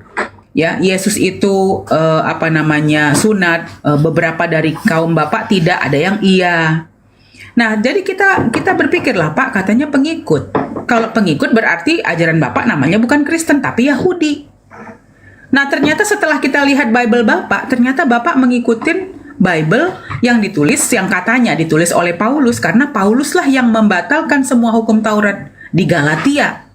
Nah, sekarang kita agak bingung, Pak. Kalau Tuhannya Yesus yang dibatalkan oleh si Paulus, kok bisa umat Kristen kita ini mengikuti si Paulus? Oke, sejawab. Assalamualaikum, selamat malam. Selamat malam, Waalaikumsalam. Saya izin dulu Bu ya, boleh Bu ya? Saya izin Bu ya. Silakan Kang Al, izin bentar Pak Abdon ya. Kang Alayubi mau ngomong dulu. Bentar ya Pak Abdon. Ya, besarkan dulu Bu ya, besarkan dulu. Silakan. Pak Abdon, sebelum Anda membahas Al-Quran, saya ingin tahu apakah Anda bahasa Indonesia Anda sudah lulus. Yang ada di layar ini bacanya apa, Pak? Oke, jadi kita bicara tentang bacaan. Enggak, ya. ini dulu Pak. Ya. Ini dulu. Apa ini bacanya, Pak? Apakah Isa putra Maryam orang Arab? Sebentar dulu, Pak. Jawab dulu. Saya tanya yang di layar ini apa bacanya, Pak? Dibaca Apakah apa Isa ini? putra Maryam orang Arab? Apanya dulu, Abdul dijawab aja. Enggak, jawab aja dulu. Lagi saya baca anak. Itu udah anak. dapat kopi-kopi Oke. itu Romo. Terima kasih Saya- dulu dong Romo. Oke. Kopi-kopi tuh. Oke, itu bacaannya Ana. Sekarang, apakah Isa putra Maryam itu orang Arab? Jawab. Ya, sebentar. Ini Pertanyaan Ana ya. satu-satu. Ini Apakah Ana Isa ya. putra Maryam orang Arab? Jawab. Sabar dulu satu-satu. Kenapa pertanyaan saya nggak bisa dijawab? Satu-satu. Yang bilang dia orang Satu-satu putra Maryam orang Arab. Abdon. Takut banget kau ditanya, langsung Itu bertanya. bacaannya Ana. Iya. Ya Ana. sudah, diselesaikan Saya dulu. baca Ana. Aduh. Apa gantian Oke, bertanya? ini Ana sabar. ya. Ini Ana. Nah, ini orang-orang yang nggak mampu Sekarang- bertanya nih. Ketika sekarang ditanya nggak bisa Ini jawab. bacanya apa ini? Ini bacanya apa? Ana. Sekarang Ana. pertanyaan saya. Oke. Apakah Oke. Isa putra Sabar Maryam dulu. orang Bacanya Arab? apa? Loh, Ini bacanya apa? Ini bacanya apa? apakah Isa putra Ini Maryam bacanya orang apa? Arab? Sabar dulu. Jawab dulu satu. Gantian Jawab nanya, aja, jangan Bang. nanya Tidak. terus. Kenapa Abdul? Kenapa? Ini belajar bahasa Indonesia. Bunda di mute dulu Bunda, biar dulu Bunda. Bunda sabar dulu. Isa putra Maryam bahasa Arab. Sabar Bunda. Sabar dulu. Dan- Ini lagi belajar bahasa Indonesia loh. Silakan. Isa putra Maryam Kita orang belajar Arab. bahasa Bahasa Indonesia Arab. yang baik dan benar. Nah, yang di ini apa nih bacanya nih? Dibaca Isa apa putra nih? Maryam bukan orang Arab, Pak. Ini dulu dijawab, aduh. Apa kamu pakai bahasa Arab? Ini apa ini bacanya? Ini Cara bacanya. kopi-kopinya terima kasih kopi-kopi cuman Musa kalau bukan orang Arab. kopi doang itu Kenapa mules kamu pakai nanti bahasa kan Arab? Ini donat. kok kemana-mana sih? Ini apa ini? Kan bahasa tuh, saya sudah jawab. Ana, Ini- Ana. Pertanyaan Oke, saya, ini apa ini? kenapa kamu pakai bahasa Arab? Belum, nanti saya jawab. Sedangkan Isa putra Jangan Maryam jadi bukan orang Arab. satu-satu dulu. Satu-satu Aduh, Ya, dulu. jawab donat, dulu donat, saya, jangan donat, satu-satu. donat. Pertanyaan Ini apa, udah banyak. Udah, ini Jawab lagi belajar dulu. bahasa Indonesia loh. Isa putra Silakan. Maryam itu Isa bukan putra orang Maryam. Arab. Apa ini? Bosan kau tuh. Kenapa kamu jadi bahasa Arab? Kamu bikin Isa Maryam, Isa putra Ini apa Maryam. ini? Isa alaihi salam orang Israel diutus Terus kenapa untuk kamu orang pakai bahasa Arab? Israel. Kenapa pakai bahasa Arab? Karena Al-Quran diturunkan dalam bahasa Arab. Ya, Sudah saya saya pakai jawab. bahasa Indonesia. Apa ada yang salah? Oke, ini apa ini? Oke. Dibaca apa ini? Nah, Dibaca apa kapan ini? Isa putra Maryam berbahasa Arab? Abdon. Ini Begini dibaca Bang, apa ini? Bang Alyubi begini. Si Abdul ini bilang, oh kenapa pakai bahasa Arab? Sekarang saya tanya, kenapa nama Allah di dalam kitab kamu itu, kamu bilang, oh kan orang Arab memakai nama Allah. Nah sekarang kamu itu comot-comot Abdul. Ya, waktu kita Galatia tanya, 1 ayat 17, Paulus itu udah sampai ke Arab tahun 40. sebelum ada agama Islam itu. Kapan Don? Tahun berapa? Belajar Don sejarahnya Don. Jangan hanya Tahun doktrin berapa? imani saja Don. Tahun berapa agama? Buya, di mute dulu si Abdon Buya. Saya selesaikan dulu ya. Jadi begini. Di sini Abdon jujur dibaca ana. Kalau yang di bawah karena n-nya 2 maka bacanya mantul anna kata si Abdon. Di sini Allah. Di sini kata orang Kristen Allah. apa nih? Allah. Nah? Hah? Allah. Kenapa? Allah. Nggak ada orang Kristen yang menyebut Allah, Bukan Abdon. Allah. Bukan Allah. Allah menurut orang Kristen. Jadi Itu kita bahasa Kristen di Latin. Indonesia Bahasa ini Indonesia itu bahasa secara Indonesianya nggak lulus. Lah kamu bahasa Allah ya salah. Allah dibaca Allah. Terus kamu sama baca orang apa, Kristen yo? Indonesia gitu. Jadi bahasanya apa? Allah atau apa itu? Kenapa kamu baca jadi Allah? Benar, itu makanya saya bilang begini Bang Alayubi. Kalau kamu merujuk kepada ilah, ya, ilah itu artinya Tuhan, harusnya dia tidak double L seperti kami. Kalau kami, nama proper name Tuhan kami itu memang Allah. Dari mana Dia kamu tahu Allah ditulis itu? pakai double L karena ada, nanti Pak Ali Ayubi yang akan menjelaskan kenapa harus tertulis double L. Ya, Nah, Musa menyebut Allah Tuhannya apa? Musa menyebut Tuhannya apa? Yesus, Yesus. Kapan Musa Yesus. menyebut Tuhannya Allah? Yesus, Kapan? Yesus. Udah Sekarang Yesus. begini. Kapan Musa menyebut Tuhannya Allah? Kapan? Sekarang begini, saya tanya Jawab sama dulu, Anda. kapan Ya, oke. dulu? Jadi begini ya, Tuhan ya memilih nabi untuk kaumnya, mana memakai itu? bahasa kaumnya Tuhan dan mana? menamakan Tuhannya itu sesuai dengan bahasa kaumnya. Karena Ya, kaumnya tidak itu ada siapa? sebentar, tidak ada penurunan agama di saat itu. Dia hanya mengajarkan tauhid dan syariat. Agama benar-benar sebentar. Kamu nggak usah bilang oke di dalam kitabmu aja nggak ada Ya tuh Musa tertulis itu bukan nama orang Kristen Arab, gitu. bahasa kaumnya bukan Arab. Kenapa kamu pakai Allah? Apanya? Apakah Musa itu kaumnya Arab? Bukan. Dengar Pak, dengar. Ajaran agama, menamai agama itu tertulis setelah semua yang ditentukan Allah itu sudah dilaksanakan oleh Allah manusia mana yang dia menentukan? pilih. Ya Allah Subhanahu wa taala dong. Allah Dari Subhanahu mana? wa Ta'ala Apakah dong. Allah Subhanahu wa taala Sekarang itu saya tanya sama Allahnya Anda. Sekarang Musa? saya tanya sama Anda. Di dalam kitab Anda, pertama Sekarang Yesus saya tidak- tanya. Tuhannya Jadikan Musa dulu, siapa? saya bertanya dulu Bukan, sama Anda. jawab Diam dulu. kamu, Tuhannya diam dulu. Musa itu siapa? Tuhannya Musa yaitu Allah Subhanahu wa taala, cuma namanya disebut waktu itu dengan bahasa dia. Karena ajaran Taurat yang dia itu. berikan Di mana sebentar. tertulis Taurat? Ajaran Musa yang yang membuat. dia berikan kepada kaumnya. Abdon dilayani, Bu. Abdon dilayani. Sakit Musa yang gigi. membuat Taurat. Nggak usah dilayani Abdon itu. Sakit gigi. Enggak, herannya gini abang-abangku. Apa yang dilakukan oleh nabi-nabi sebelumnya yang menjalanin itu adalah Islam. Ya, Nabi Musa itu sembahyangnya gimana dia kepada Tuhannya? Hah? Sujud ke lantai. Siapa yang melakukan itu? Kalau kamu bilang kamu pengikut Yesus, kenapa kamu beribadahnya berbeda? Ya Abdon itu Bun botolnya kuadrat. Jadi mau sejelas apapun nggak bisa Bun. Nggak Aduh, si bisa. Abdon. Bisa. Jadi dicanda-candain aja tuh Abdon. Nggak usah ngapain gitu. Bujur bujur banar.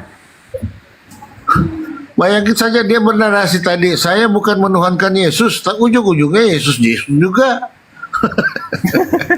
Kan gabrul. Semua umat Islam itu pasti semua umat Islam itu pasti Siapa paham dari Arab? Saya pengen tahu. Siapa Bentar, yang sebentar, dari Arab? bentar, sebentar, Don, biar enak diskusinya Don satu-satu Don. Silakan Kang Al satu-satu Don ya. Ya silakan. Semua umat Islam itu tahu gitu loh tentang Al-Quran itu. Kenapa kenapa Nabi Muhammad ini menjelaskan nabi-nabi Israel dengan bahasa Arab? Karena wahyu yang diturunkan kepada Nabi Muhammad ya berbahasa Arab gitu. Seandainya wahyu yang diturunkan kepada Nabi Muhammad berbahasa Jawa, pasti Nabi Muhammad menjelaskan dengan bahasa Jawa tentang nabi-nabi Israel itu. Itu maksudnya. Kita semua paham. Yang menjadi pertanyaan, ada seorang nabi diutus untuk Israel, diutus untuk Bani Israel, berbahasa Israel, kitabnya nongol di Yunani. Ini yang gak habis pikir kita. Nabi Muhammad orang Arab, wahyunya itu berbahasa masih dekat dengan Arab, Israel. Al-Quran Kalau Arab berbahasa kenapa Arab. kok bisa terjadi? Arab itu kenapa Ini ada cerita Israel? Yang menjadi Jawab dulu. masalah atau Siapa yang menjadi nabi dari pertanyaan siapa nabi yang adalah berasal dari Arab? Jawab dulu gantian. Ada seorang Yahudi Siapa nabi yang berasal dari Arab? diyakini Silakan. Dia yang diyakini dia itu berambut gondrong gitu kan. Nah, ini munculnya kitabnya muncul berbahasa Yunani. Kamu membantah Pertanyaannya, Quranmu. Taurat dan Injil Pertanyaannya. itu adalah kebenaran. Kamu bantah. Al-Maidah 46. Kuadrat. Apa? Anu capek, Pak Ustaz Abu ya. Ada teman-teman. Gini loh teman-teman, kalau memang menurut dia kitab dia itu diturunkan atau asli dari Yesus atau Yesua Al-Masih atau Nabi Musa, di mana hierarki tertulisnya? Sementara kitab-kitab mereka hari ini tertulis anonimus, tidak tahu siapa penulisnya. Nah, kalau Islam ya, yang menulis ulang Al-Quran itu adalah Zaid bin Sabit. Nah, kalau kita cek di Wikipedia, itu tertulis siapa dia, nama orang tuanya siapa, dari suku apa. Itu clear gitu loh. Nah, kalau kamu mengaku bahwa kamu itu pengikut Yesus atau Injil, berarti kamu bukan Kristen namanya. Pasti Yahudi. Ya, karena Yesus atau Isa Al-Masih atau Nabi Musa tidak pernah berbicara tentang nama agama. Mereka hanya mengajarkan Taurat dan submitted to God, menyerahkan diri kepada satu Tuhan. Gak ada yang namanya Trinitas dalam sejarah Nabi sebelumnya. Bahkan Nabi Isa waktu dia lahir, waktu dia hidup di dunia aja gak pernah ngajarkan Trinitas. Kok tiba-tiba ujuk-ujuk katanya orang Jawa bilang. Setelah Yesus tidak ada kau bilang Trinitas. Dari mana itu ajarannya gitu loh. Nah yang heran, Yesus ini bukan tokoh fiktif. Dia tokoh hidup yang bisa kita lihat selama dia hidup itu dia mengajarkan Taurat kepada 12 muridnya. Nah kalau dibilang dia itu adalah penebus dosa, ngapain dia capek-capek menunggu sampai 30 tahun dan mengajarkan hukum Taurat kepada 12 murid? Ngapain? Bener gak? Harusnya dia bilang aku menyelamatkan kaum Bani Israel dengan cara dibunuh. Bukan dengan cara mengajarkan hukum Taurat. Sementara hukum Taurat tadi itu syariat. Iya, Bunda. Ini ada Bang Oke nih, bentar para guru. Bang Oke, selamat pagi, Bang. Bang Oke.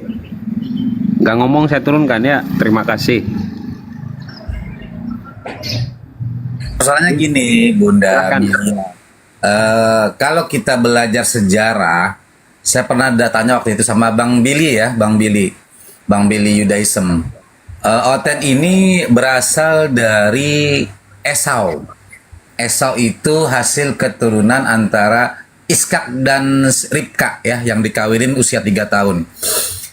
Pada saat Rivka itu hamil Esau, dibawa oleh ke sinagoge, dia berdiam di dalam perutnya Rivka. Akhirnya pada saat dibawa ke penyembahan berhala, Esau di dalam perutnya Rivka ini berontak gitu kan. Jadi lebih makanya melahirkan namanya Oten ini berasal dari Bani Edom. Nah gitu Bunda Maryam. Tambahannya ya sebagai edukasi. Jadi tidak ada sedikit pun dengan terkait tentang agama Abrahamik Oten ini, tetapi lebih kepada konsep sejarah Yunani dan Romawi itu berasal. Jadi tidak ada hubungannya. Nah, ini ada si Angel nih, Angel Pray. Selamat siang, Angel. Selamat siang, Bro. Ya. Oke, Bro. Gimana, Bro? Sehat, Bro? Salam sehat. Ya, alhamdulillah, puji Tuhan. Yes, semoga Tuhannya Yesus memberkati. Amin. Aduh, nah begitu dong, diaminin. Bagus itu. Amin, bukan amin. Amin. Tuhannya Yesus ya Bang, bukan Yesus.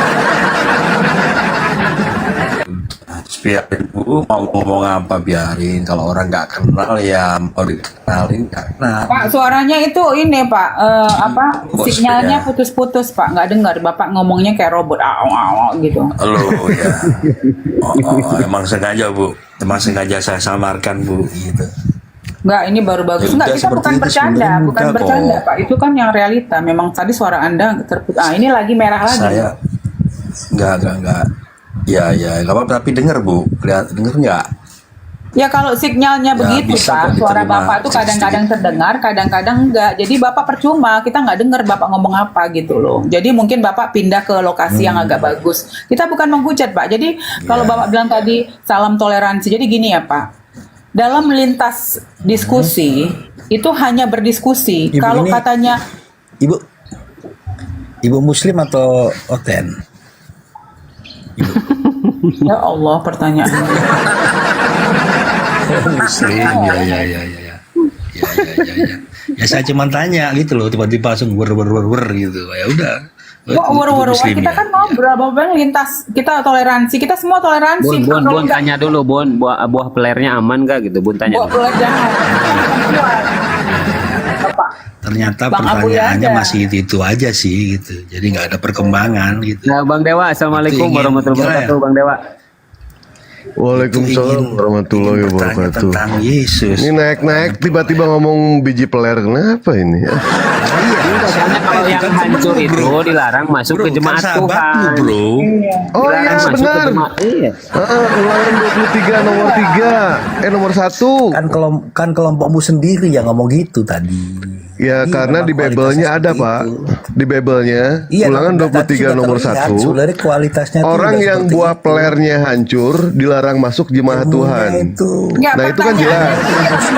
Pertanyaannya gini loh Bang Dewa, kok Tuhan Ya. ngurusin buah peler gitu ya, nggak ada cerita lain ya? Nah itu. Harus. Janda juga diurus. Jangan buah peler, janda diurus sama Tuhan. Besok saya tanya, kira-kira besok peler masuk surga nggak saya tanya?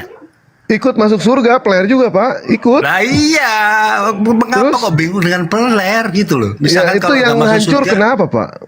Kok bisa Nah, iya, hancur nggak kenapa boleh maksudnya masuk saya Pak? tanya, saya kira-kira peler bapak masuk surga nggak kira-kira? Masuk Pak, Nggak, kalau jadi peler kalau Bapak buah masuk peler- surga Ya nggak Pak? benar, berarti Kalau kenapa? buah peler Masih ada Anda- kalau apa buah ada yang peler salah Anda dengan itu peler pecah, gitu? Iya. Kalau buah peler Apakah Anda ada yang itu pecah salah karena dengan penyakit, peler? nggak boleh masuk, nggak boleh berdoa gitu. Tuhan Iya, masuk apakah surga ada yang sama salah pelernya nggak Pak? peler? Sebentar Pak. Nah, Tuhan semuanya Bapak kan- masuk tadi surga kamu ngomong, katanya. Tadi kan kamu Iya, ngomong. iya, iya. Kita kalau nanya. masuk surga ya sudah, jangan Tuhan dipertanyakan Bapak lagi. Tuhan Bapak naik ke Simple surga dengan pelernya nggak Pak? Nah, tadi kan sudah kamu jawab, kamu masuk surga dengan pelermu kan? Iya, nah sekarang Simple Tuhan sama. Hanya Yesus apa yang masuk salah ke dengan surga. peler itu saya tanya. Ya, Yesus masuk ke surga Apa yang dengan salah pelernya dengan nggak? peler? Iya, semuanya kan tadi udah kamu jawab. Kamu masuk surga masuk. dengan peler sama. Pak, Oh, sama, yang- berarti. nggak ada Surga yang dengan salah peler. Masa dengan gini buah loh. peler. Maksudnya Iya. begini. Lah iya, makanya itu nggak ada yang dengan salah buah memang peler. dengan buah Yang peler. salah adalah aturannya. Kenapa masalah buah peler dipikirin? Kenapa orang yang buah pelernya misalnya bermasalah sakit, misalnya gara-gara kanker gitu. Jadi kalau dia buah pelernya itu separuh gara-gara kanker harus dipotong, nggak boleh berdoa gitu. Itu yang salah. Kenapa harus berbicara buah peler dalam berdoa? Heran loh saya orang Enggak, berdoa yang dia saya harus- bingung itu Pak Angel, Katanya. yang saya bingung kan itu buah peler itu diceknya sama imam. Itu cara ngeceknya imam gimana ya? Katanya ilmunya tinggi, bahas peler udah masuk surga. Apa Kok yang itu salah di dengan dalam- peler di gitu dalam maksud kitab saya? Kamu kok kita Maksudnya apa yang disalahkan? salah Kita dengan itu peler, membaca, gitu? Pak. Lah yang tidak ada yang Iya, salah maksudnya itu. apa yang salah dengan Bapak, peler? Ayo, buah apa yang peler itu salah? nggak Apakah- salah. apakah Kenapa peler harus berdosa? dirasiskan? Kenapa harus dirasiskan? Siapa yang Buah rasis? peler- Loh, Siapa katanya yang kalau buah pelernya pecah nggak boleh berdoa, gimana sih? Nggak boleh masuk jemaat, gimana sih? Oke, Angel Pre diam dulu, ini Pak Dan dulu. Pak Dan selamat siang. Bentar. Siang. Gantian Pak Angel ya. Gantian, sabar, tenang, pelan-pelan. Pak Dan. Ya. Ya, selamat siang Pak Dan. Siang Abu. Iya, gimana Pak Dan itu? Tanggapan Anda di Bible itu orang-orang yang buah pelernya hancur dilarang masuk ke jemaat Tuhan. Itu gimana? Apa? Orang yang buah pelernya hancur dilarang masuk ke jemaah Tuhan. Itu di Bible Anda tertulis. Itu gimana maksudnya? Masa di kitab berapa tuh? Ulangan 23 ayat 1. Tidak tahu dia Bang Dewa. Astaga. Ulangan 23 ayat 1 sampai 11. Itu perkataan siapa di situ? Loh, kok perkataan siapa? Orang ini Bible. Mau kok nanya kita? Kita nggak bingung, Pak. Orang kita isi Al-Quran kok. Kita itu cuma bertanya kepada Anda, kenapa di dalam agama Anda, di dalam kitab Anda, Tuhan mengurusin buah peler. Jadi kalau buah pelernya memang, tadi Bapak itu bilang, apa yang salah dengan buah peler? Ya buah peler nggak salah. Makanya kami bertanya, kenapa harus memikirin buah peler? Berarti buah peler itu penting untuk Tuhan Anda. Tidak lah. Oh, itu Kalau asumsi itu tidak sendiri. penting, tidak Ibu mungkin. Maryam suci yang cantik. Kalau buah peler itu tidak penting, ngapain ditulis dalam kitab suci gitu loh? Coba bacakan saya ayat sebelum dan sesudahnya. Halo Bang, Abang Soalnya orang kita udah berapa tahun, masa nggak tahu sih ayat ini? Berarti nggak pernah baca ya? Ayat nggak ada ayat tidak 0, semuanya Pak. dibaca, tidak ada Nggak yang ada bisa ayat dihafal. 0, langsung 1 ayat 0 nggak ada. Ayat sebelumnya nggak ada. Assalamualaikum. Saya sampaikan ya, ini itu menceritakan Saya sampaikan adat istiadat Yahudi. Konteksnya ini adalah orang yang tidak boleh masuk jemaat Tuhan. Ya. Jadi Satu, gini, saya jawab orang Bu. yang hancur, Boleh nggak? sebentar, orang yang hancur buah pelernya atau yang terpotong kemaluannya, janganlah masuk jemaat Tuhan. Ya, jadi coba kita bayangkan kalau ada orang terbunuh atau buah pelernya itu tertembak harus dipotong, nggak boleh berdoa. Sekarang saya sampaikan sekarang saya sampaikan itu adalah kitab perjanjian lama. Makanya sebelum ada Yesus ini menyempurnakan tidak masalah pelor, prot udah nggak masalah. Yang penting imanmu, kebaikanmu, kasih kepada sesamamu itu yang disampaikan Kenapa Yesus. ya? Apa Angel? Gitu. Kenapa ya? Kalau nggak sesuai, nggak enak, dibilang perjanjian lama. Itu Ya. kitabnya Yahudi. Betul. Giliran yang enak-enak diambil oleh Oten. Memang sebelum ada Yesus, manusia itu terkekang, Pak. Sebelum ada Yesus, terikat dengan dosa. Makanya banyak kayak Anda ini kan belum mempelajari Sekarang ilmu saya baca, ilmu Pak. yang lain. Oke, Jadi oke, kayak oke. bahasa yang peler lah. Oke, sekarang Ya, di bacakan, dalam bacakan. Matius, sebentar. Ini Matius, Pak. Jangan Paham sih Anda. Sekarang kita masuk ke kitab Sada ya. Matius 5 ayat 17 sampai 20. Nggak paham Janganlah tapi kamu iya, menyangka, diam dulu Pak. Janganlah kamu menyangka. Ini saya bacakan ya. Kita ini semua orang Indonesia. Jadi firman yang ditulis dalam bahasa Indonesia nggak perlu ditafsirkan karena arti dan tulisannya sama. Kita semua paham ya. Di sini ditulis, janganlah kamu menyangka bahwa aku datang untuk meniadakan hukum Taurat atau kitab para nabi. Jadi artinya yang pertama, kamu jangan menyangka bahwa aku datang untuk meniadakan hukum Taurat atau kitab para nabi. Betul. Nah, selanjutnya, aku datang bukan untuk meniadakannya, melainkan untuk menggenapinya. Ya, nanti kita kunci ya, menggenapinya itu artinya apa? Karena menurut kalian menggenapinya itu artinya kedatangan Yesus digenapi, padahal enggak.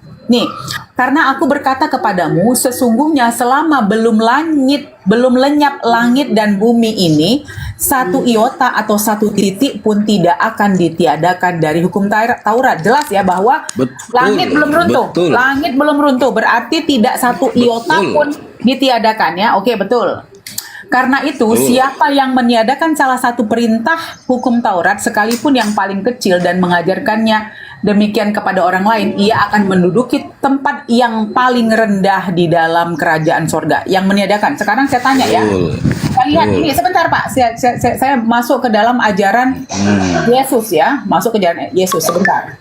Biar Bapak tahu Bapak sebenarnya pengikut siapa. Sudah gitu. tahu. Nah, Bapak, saya tanya kepada Bapak, kalau Yesus mengajarkan hukum Taurat ya, hukum Taurat itu sunat, tidak makan babi, puasa, matinya pakai kain satin putih. Nih, saya tunjuk salah satu ajaran Yesus ya. Betul. Pak Angel, Prinsip dengerin ajaran dulu. Yesus. Dengerin. Ya. Biar cerdas. Lanjut. Bukan Prinsip, ajaran, sebentar, bukan Pak, ajaran itu, sebentar. Bun. Prinsip ajaran Yesus ya. Ini saya membaca ya. Yesus mengaku dirinya adalah utusan Tuhan dan sekalipun tidak pernah minta disembah, apalagi dituhankan. Di mana? Di Matius 15:24. Aku diutus hanya kepada domba-domba yang hilang dari umat Israel. Yang kedua, inilah hidup yang kekal itu, yaitu bahwa mereka mengenal Engkau satu-satunya Allah yang benar dan mengenal Yesus Kristus, disebut namanya ya, yang telah Engkau utus. Utus ya, yang Engkau utus ya. Di Yohanes 13:3 atau Yohanes 11:42. Selanjutnya, aku berkata kepadamu, sesungguhnya seorang hamba tidak lebih tinggi daripada tuannya, ataupun seorang utusan daripada yang dia utus. Sinyalnya Bunda hilang-hilang itu. Hah? Masa sih? Enggak loh. Ayo patah-patah. Enggak. Kamu kayaknya, karena aku nggak merah kok. Nah, lanjut. Aku berkata kepadamu, sesungguhnya seorang hamba tidak lebih tinggi daripada tuannya. Ini perkataan Yesus ya. Yang terakhir, kamu telah mendengar bahwa aku, Yesus telah berkata kepadamu, aku pergi, tetapi aku datang kembali kepadamu sekiranya kamu mengasihi aku, kamu tentu akan bersukacita karena aku pergi kepada Bapakku, sebab Bapa lebih besar daripada aku. Selanjutnya yang terakhir, bukan setiap orang yang berseru kepadaku Tuhan, Tuhan akan masuk ke dalam kerajaan sorga, melainkan dia yang melakukan kehendak Bapakku di sorga. Ini katanya Yesus ya. Kita masuk ke dalam ajaran Paulus ya. Yesus di 5 ayat tadi menyatakan utusan. Nah, siapa pertama kali yang menyatakan dia Tuhan? Ternyata si Paulus di 1 Korintus 8 ayat 6 dia bilang, namun jangan ngoceh dulu Pak, nanti Bapak bantah. Salah. Namun bagi kita hanya ada Allah satu saja, yaitu Bapa yang daripadanya berasal segala sesuatu yang untuk dia kita hidup, dan satu Tuhan saja, yaitu Yesus Kristus. Jadi si Paulus ini menyebutkan Yesus itu adalah Tuhan, sementara Yesus sendiri menyebut dirinya adalah utusan. Kok salah? Ini kan 1 Korintus ayat 8. Betul itu. 1 Korintus ayat 8 ayat 6. Apa yang salah? Saya bacakan ya, Yesus kalau Allah ya. Di kitab Wahyu 21 ayat 7, barang siapa menang ia akan memperoleh semuanya ini dan aku akan menjadi Allahnya. Yesus mengakui dirinya lah, dibantah lagi ya. Ampun, percuma diskusi, Sekarang saya tanya sama kamu, Yesus mengakui dirinya Allah di kitab Wahyu 21 ini yang saya baca ayat 7. ini dari ayat mana Pak? Al-Quran atau Bible? Bukan karena Paulus. Yang saya bacakan ini Bible atau Al-Quran? Sebentar Iya, Pak. Bible Bu, betul. Bible. Saya jawab. Ibu kan tadi ngomong yang mengatakan Yesus Tuhan itu Paulus. Salah, saya jawab salah. Tentu dong, ini kamu nggak Yesus lihat itu di 1 memang Korintus. Allah, Bu. 1 Korintus. Yesus itu memang Allah. Kamu Kitab nggak dengar Wahyu yang saya 21 bacakan ayat tadi? 7. Kamu nggak dengar? Dengar. Tapi Ibu tadi ngomong. Yohanes 17:3. Ini apa? Aduh. Dia menyatakan dirinya bahwa Allah satu-satunya yang disembah dan dia hanya utusan. Betul. Yohanes 17:3. Yesus Kalau kamu mau tidak mengakui itu urusanmu Pak, karena ini Bible-mu. Kita hanya menunjukkan kepadamu bahwa di dalam kitab kamu ini tertulis. Memang Allah betul.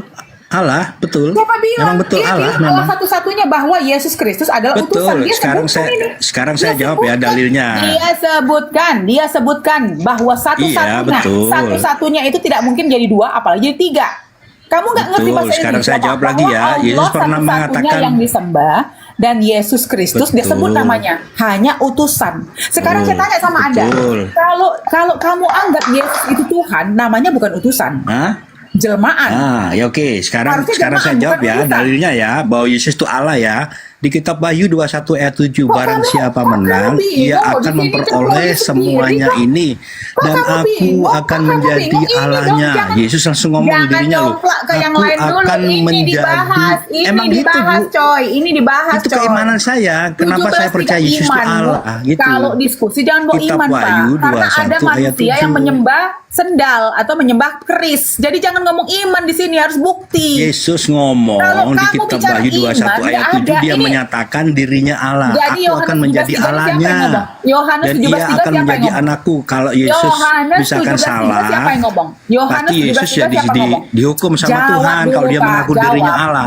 Jawab, Yohanes 17:3 siapa yang ngomong? Sebentar, siapa yang ngomong? Emang benar. Yohanes 17:3 siapa yang ngomong? Emang Ibu yang bacakan di Alkitab tuh benar gitu. Yohanes Tapi 17:3 siapa yang ngomong dan untuk siapa? Jawab. benar, memang gini Bu ya. Begini Pak, dalam arti utusan memang Allah itu loh Bu, dalam arti itu.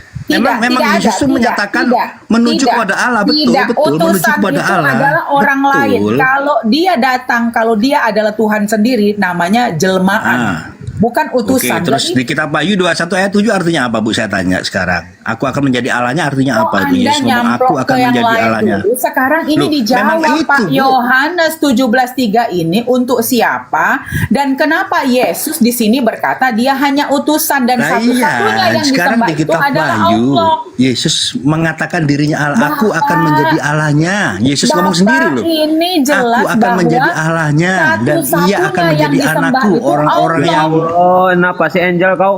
Ini sama perempuan loh. Iya, bukan masalah Lah, perempuan, ngotot. Abu, bukan. Masalah debat kok ngotot beda-beda. Enggak, bukan masalah gitu, boleh gini loh. bedain gender dong. Namanya orang bercerita di sini diskusi. Satu-satu ngomongnya gimana sih ini jadi dua-duanya Gak ngomong boleh ini kan rasis kayak- dong. Nah, sekarang begini, Kalau sekarang menurut begini. pemahamanku dulu, host. Menurut pemahamanku dulu. Oke, Bunda izin sebentar ya, Boleh? sidang dulu. Dan dulu, Angel kau diam dulu kau. Dan dulu silakan Dan. Nah, jadi Maryam, Bunda, sebenarnya Yesus itu gampang saja. Maksudnya mudah saja dia menyatakan dirinya pada saat dia dibaptis. Waktu dibaptis sama Yohanes. Gampang saja, maksudnya mudah saja dia menyatakan bahwa dirinya Tuhan. Tapi bukan itu tujuan sebenarnya Tuhan. Sudah ada waktunya. Dan begini, kata Tuhan di zaman Yesus itu tidak sembarang orang mengucapkannya. Sekali mengucapkan kalau saya adalah Tuhan, pasti akan ditangkap. Dan itu bukan itu tujuan Bapa yang sebenarnya. Tujuannya itu ada waktunya. Penyaliban itulah waktunya. Dia akan Jadi dikorbankan, gini, seorang manusia akan kita dikorbankan di udah kayu tahu salib. sih ceritanya. Jadi segini adikku gini ya. Sebenarnya begini deh. Kalau kamu scroll di TikTok ini aja nggak usah jauh-jauh. Bahkan di dalam PT saya itu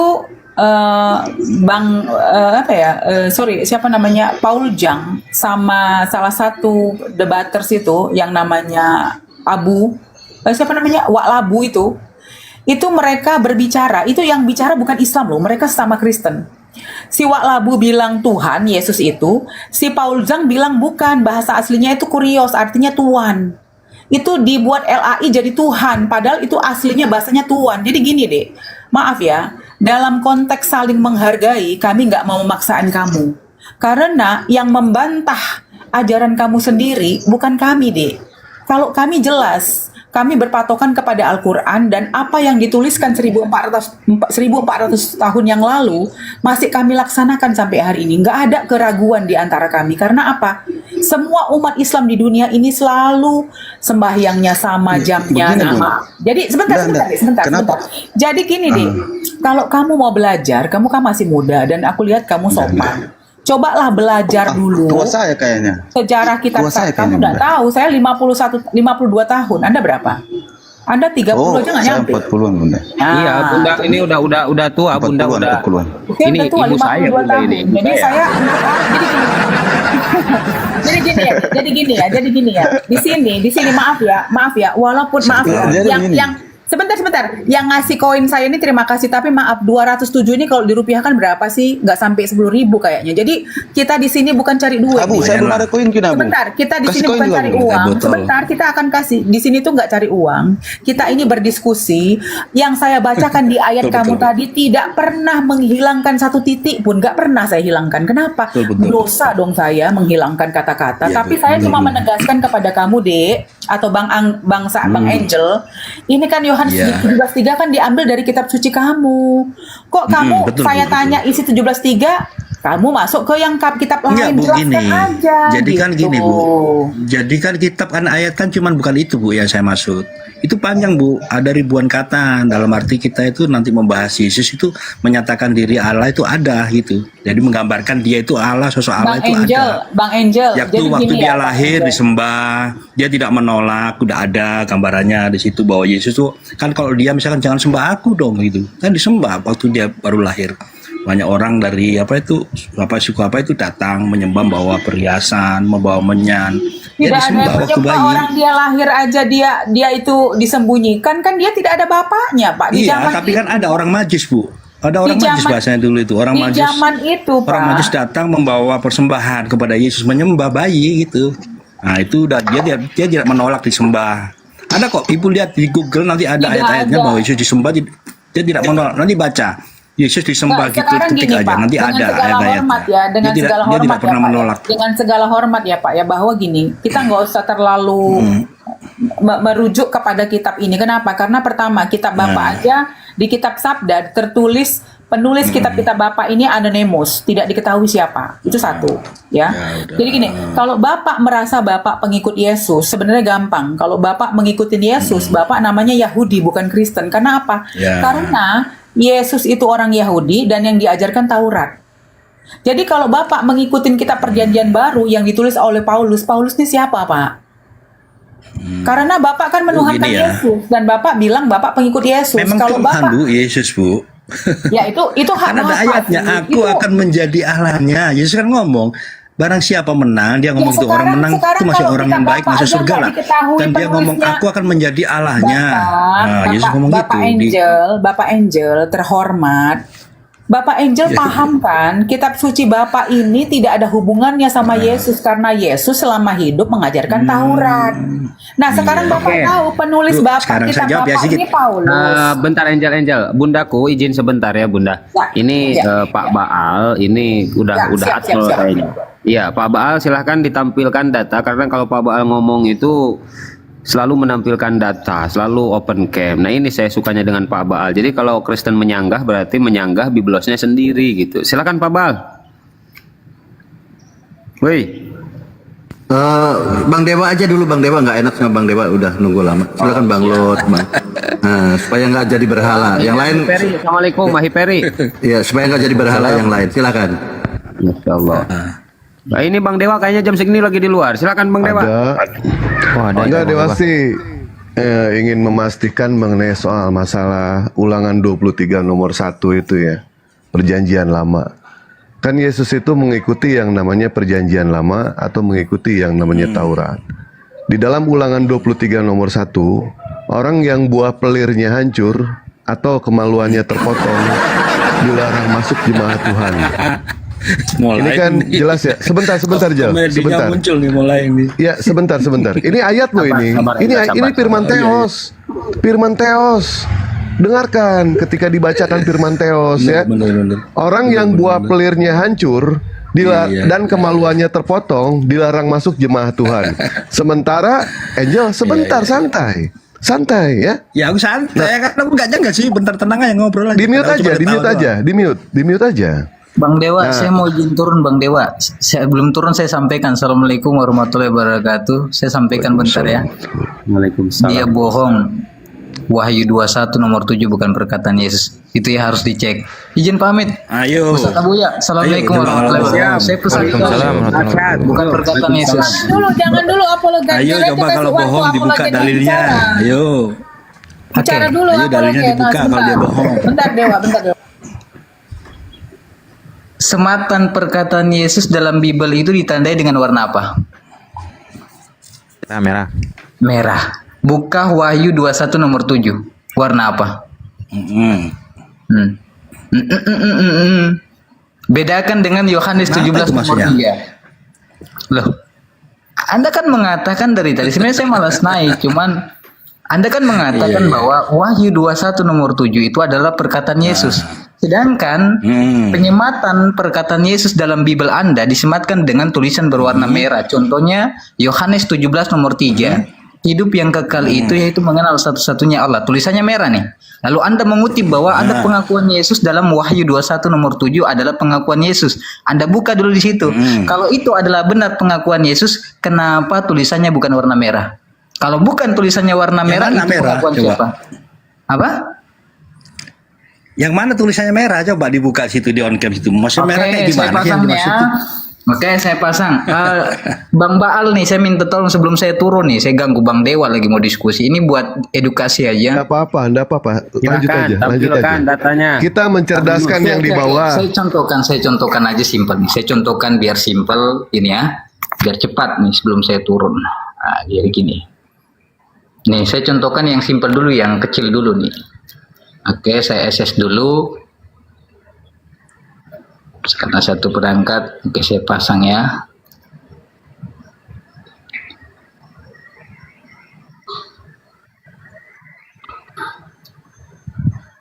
Oke.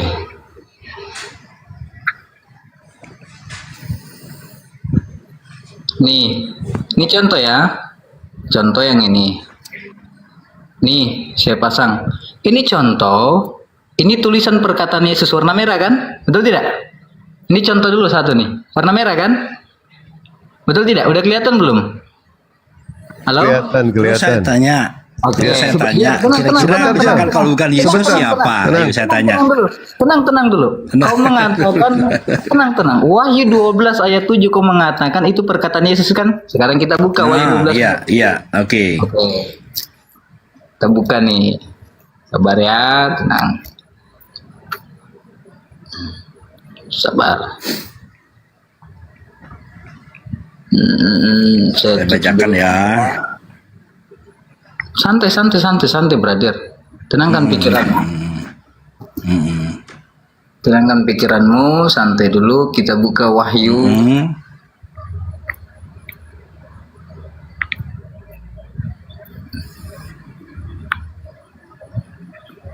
Kalau belajar setengah-setengah jadi kayak begini. Bukan setengah-setengah, asli bro, itu real itu. Saya juga sering kalian membaca, kamu terutama membaca Alkitab tafsirannya belok gitu. Santai. Kayak Allah yang punya kehidupan sendiri, Yesus punya kehidupan sendiri, bukan berarti Yesus punya hidup sendiri, bukan. Maksudnya Yesus dan Allah itu independen. Yesus Allah itu independen, tidak tergantung pada siapapun. Iya. Aja salah tentang itu. Katanya Allah punya kehidupan sendiri, Yesus punya kehidupan sendiri. Maksudnya dia itu independen, tidak tergantung pada apapun. Mau pasang nih ketakutan. Enggak, maksudnya seperti itu. Tafsiran Anda ternyata seperti itu gitu loh. Nggak bisa menafsirkan dengan benar. Lanjut aja. Dia pengen yang namanya melupakan ayat yang tadi. Lanjut apa? Aduh. Oke, lihat sendiri. Lihat sendiri. Itu perkataan siapa? Kayak gimana? Merah bukan? Yesus dong, Pak. Ayo, sekarang saya tanya, misalkan bukan Yesus siapa saya tanya? Bukan gitu. Sekarang kalau bukan Yesus siapa yang berani ngomong kayak gitu? Ayo. Wahyu itu adalah, dengarkan, Wahyu itu adalah penglihatan Yohanes ketika di Pulau Patmos. Pertanyaan, dengarkan. Pertanyaannya adalah, Kristen meyakini bahwa semua tanda perkataan Yesus disematkan dengan tulisan merah. Sepakat tidak? Oke. Ketika tulisan yang bukan merah, apakah itu perkataan Yesus? Saya tidak mengikutin Anda bicara merah di situ warna apa, tidak mengikutin ya. Enggak, maksudnya dalam arti itu apa ya? Maksud dimaksud tuh enggak, yang dimaksud tuh apa ya gitu. Kalau merah, Anda baca begini, di ayat satunya, kalau kita nggak ada diajarin belajar bahwa kitab merah itu seperti ini, kitab nggak seperti itu. Kita mengimani Alkitab itu apa itu? Ini bebal. Bukan bebal, bro. Saya baca di sini ya. Saya bacakan di sini. Saya bacakan ya, Kitab Wahyu merupakan kitab resmi dalam Perjanjian Baru, Alkitab yang berisi pewahyuan Tuhan Yesus. Pewahyuan Tuhan Yesus sudah langsung. Nah, ini berkata siapa yang berkata? Nah, makanya terus apa yang salah dengan saya yang baca tadi? Kitab Wahyu merupakan kitab resmi dalam Perjanjian Baru, Alkitab berisi. Brother, apa fungsinya warna merah dengan warna putih? Ntar saya pelajarin apa yang kamu maksud itu ya, Mas. Yang dimaksud merah putih itu saya apa? Iya, tapi di sini, Bro. Di sini sudah diterangkan loh, Bro. Fungsi Kitab warna Wahyu merah dengan warna hitam itu fungsinya apa? Kitab resmi dalam Perjanjian Baru. Enggak, emang gitu. Udah disebutkan kitab resmi yang berisi pewahyuan Tuhan Yesus langsung. Brother, saya nggak nanya resmi. Angel, izin Angel. Coba dan dulu jangan yang dipaksa santai. dong. Enggak, Angel nggak bisa santai ngomongnya. Pelan-pelan, sabar. Gini, kayak terlalu dan dulu izin kasih waktu dan kasih waktu dan saya kalau nggak bisa saya turunkan bentar. Tapi pernyataannya ada kan di sini, coba diperbesar, kecil sekali, buta mata kuliah.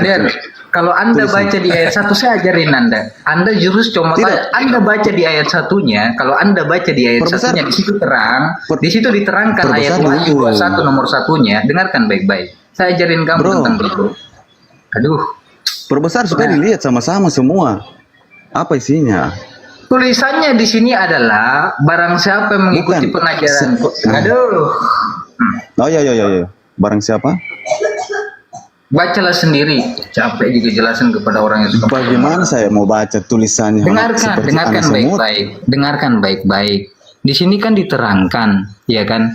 Barang siapa yang mengikuti daripada ajaran Yesus, maka mereka akan maka Yesus akan menjadi Allahnya dan mereka menjadi anaknya. Itu kata si temanmu tadi kan, ya kan? Tidak, iya, maksudnya ini perbesar dulu supaya dilihat.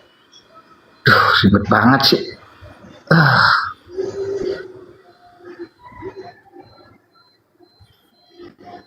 Bisa tidak bisa? Sabar. Poinnya bukan itu. Poin yang ditanyakan itu warna merah dan warna hitam. Paham nggak ente? Tapi pernyataannya betul di situ. Iya, yang ditanyakan itu warna itu merah, perkataan warna hitam, siapa? Saya tidak jadi masalah. Pernyataannya perkataan betul. siapa? Pernyataan betul Aki Dewa. Tapi kalau dibaca dari ayat 1, ini Nah, tentang sudah, kalau betul ya sudah. Sudah, apa kembali sih? ke tema lain. Makanya dengarkan, brother. Baca tuh dari ayat 1. Ini tentang penglihatan bahwa surga, istana surga itu turun ke dunia yang datang dari Allah, bukan dari Yesus. Ya kan? Sedangkan saudaramu tadi yang mengatakan bahwa Wahyu 21 ayat 7 ini adalah pengakuan Yesus yang mengaku dia adalah Allah. Kalau itu kau jadikan patokan, bagaimana dengan Keluaran 29? Harusnya Musa juga Allah dong. Karena Musa dijadikan Allah. Gitu kan, simple. Masalahnya di sini kita permasalahkan adalah tulisan merah dengan tulisan hitam. Orang Kristen secara umum di seluruh dunia meyakini penyematan tanda perkataan Yesus itu dengan tulisan berwarna merah. Nah, yang digunakan oleh saudara kita menjadikan senjata argumentasi untuk menyerang kaum muslim dengan membantah bahwa Yesus pernah mengaku menjadi Allah menggunakan Wahyu 21 ayat 7. Nah, tulisannya warna hitam. Lalu apa fungsinya warna merah? Fungsinya warna merah apa? Fungsinya warna merah itu apa dalam Bibelmu? Coba. Nah, perkataan Tuhan langsung. Nah, ini kalau warna hitam perkataan siapa? Perkataan Yohanes. Ya udah, berarti bukan Yesus yang mengaku dia adalah Allah. Selesai. Makasih. Aki Abuya. Dia udah jawab. Sudah iya. Iya, enggak gini loh. Aturan itu dibuat dari agama kalian sendiri. Warna merah untuk siapa, warna hitam untuk siapa. Sekarang kita masukkan ke dalam konteks yang kalian buat aturan sendiri, kalian mengelak. Itu yang dari tadi kita kesel gitu loh. Lanjut ya Aki Abu ya. Saya izin sebentar untuk meralat itu saja, insya Allah. Lanjut, Kang Yunus. Saya mau keluar sebentar loh karena tadi saya gregetan intunya. Makasih Aki Dewa, mohon maaf saya ganggu tadi. Aduh. Gak apa-apa ya, santai aja, gak apa-apa. Masya Allah. Lanjut guru-guru undaku. Masya Allah. Assalamualaikum warahmatullahi wabarakatuh. Waalaikumsalam. Waalaikumsalam. Aku boleh namain sedikit nggak Bang Dewa? Silakan Bang Beri, silakan. Iya, itu sebenarnya sih gini, benar yang dikatakan Bang Yunus tadi tuh, itu sebuah penglihatan bukan perkataan Yesus. Kita buktikan. Itu ada yang mengatakan adalah itu perkataan Yohanes di Pulau Patmos, tapi ada juga yang mengatakan bahwasanya itu sebuah mimpi waktu Yohanes itu di Pulau Patmos tuh, sekitar 93 sampai 95 tahun, ya kan? Dan itu Thomas Aquinas di tahun 400-an kalau nggak salah ya. Itu memasukkan itu untuk menguatkan statement mereka dalam perjanjian baru. Itu sebenarnya Bang Dan. Nah, tapi kalau Bang Dan masih memaksakan, kita buka nih Alkitabnya nih. Kalau temannya Bang Dan tadi masih memaksakan bahwasanya itu Yesus itu adalah Allah atau sang sumber itu sendiri. Ini coba kita lihat nih ya. Boleh izin nggak Ustadz Abu ya? Lanjut, kan saya pulang dulu ya, bentar. Lanjut. Oh. Ya, enggak, aku boleh minta izin tolong besarkan nggak Ustadz Abu ya? Sedikit bentar aja. Nah nih, ini kan Alkitab Abang nih kan? Nih, ini Alkitab Abang nih. Nah di sini kedatangan Yesus yang kedua, yang terakhir kalinya nih, yang kedua, yang ininya nih. Nih, kedatangan Yesus.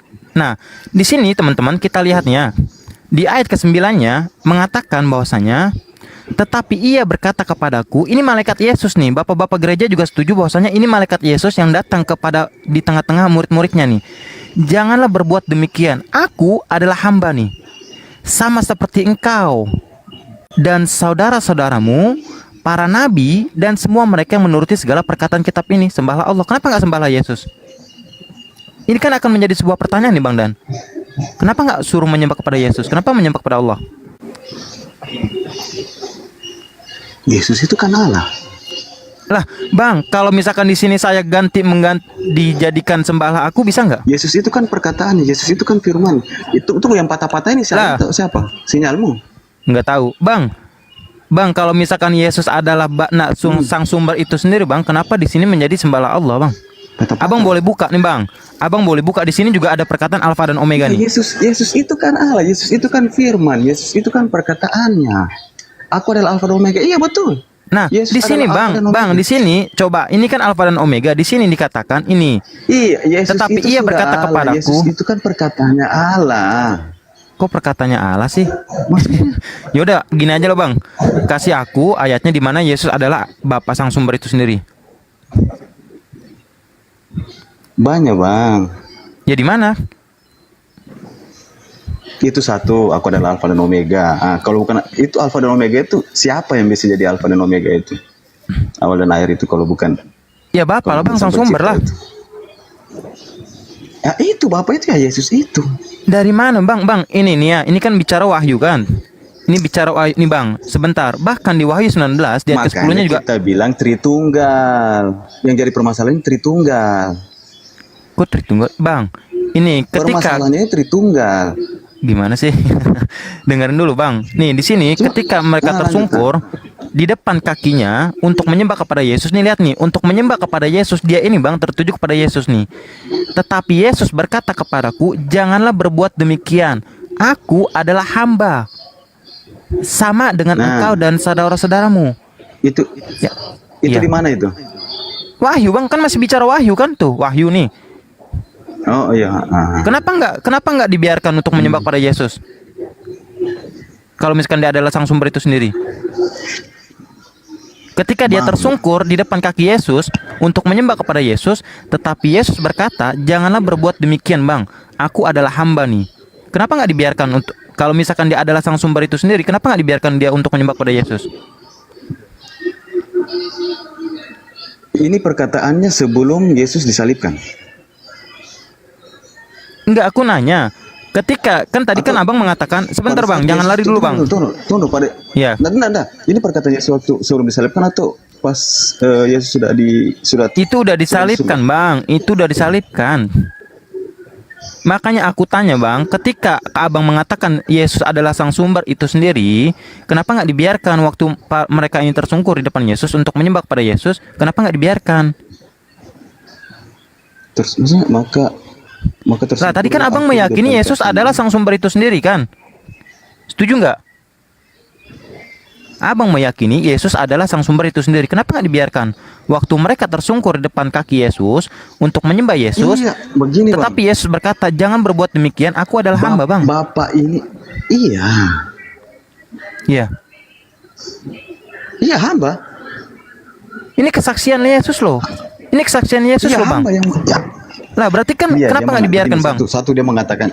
Iya. Satu dia mengatakan hamba begini. Kalau memang sebelum waktu dia disalibkan dia mengatakan hamba, mungkin dia mengajarkan kepada murid, atau memang tidak segampang itu mengatakan kata Tuhan kepada murid-murid atau kepada Jangan kata pengikutnya. mungkin Bang, data. Makanya tadi saya bilang kalau utusan berarti orang lain. Ini Kalau menurut Yesus itu kesimpulan Tuhan saya, sendiri, Ibu.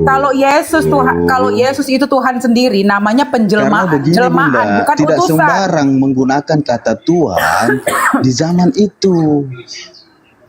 Sebelum penyaliban, Dek, sekarang begini ya, kalau tidak sembarang, oke kita Orang kunci. manusia yang mengatakan kata Tuhan langsung, di situ sudah ada orang-orang Farisi, sudah ada imam-imam yang siap untuk menangkap, dan memang bukan itu tujuan utamanya. Bang Dan. Ada waktunya.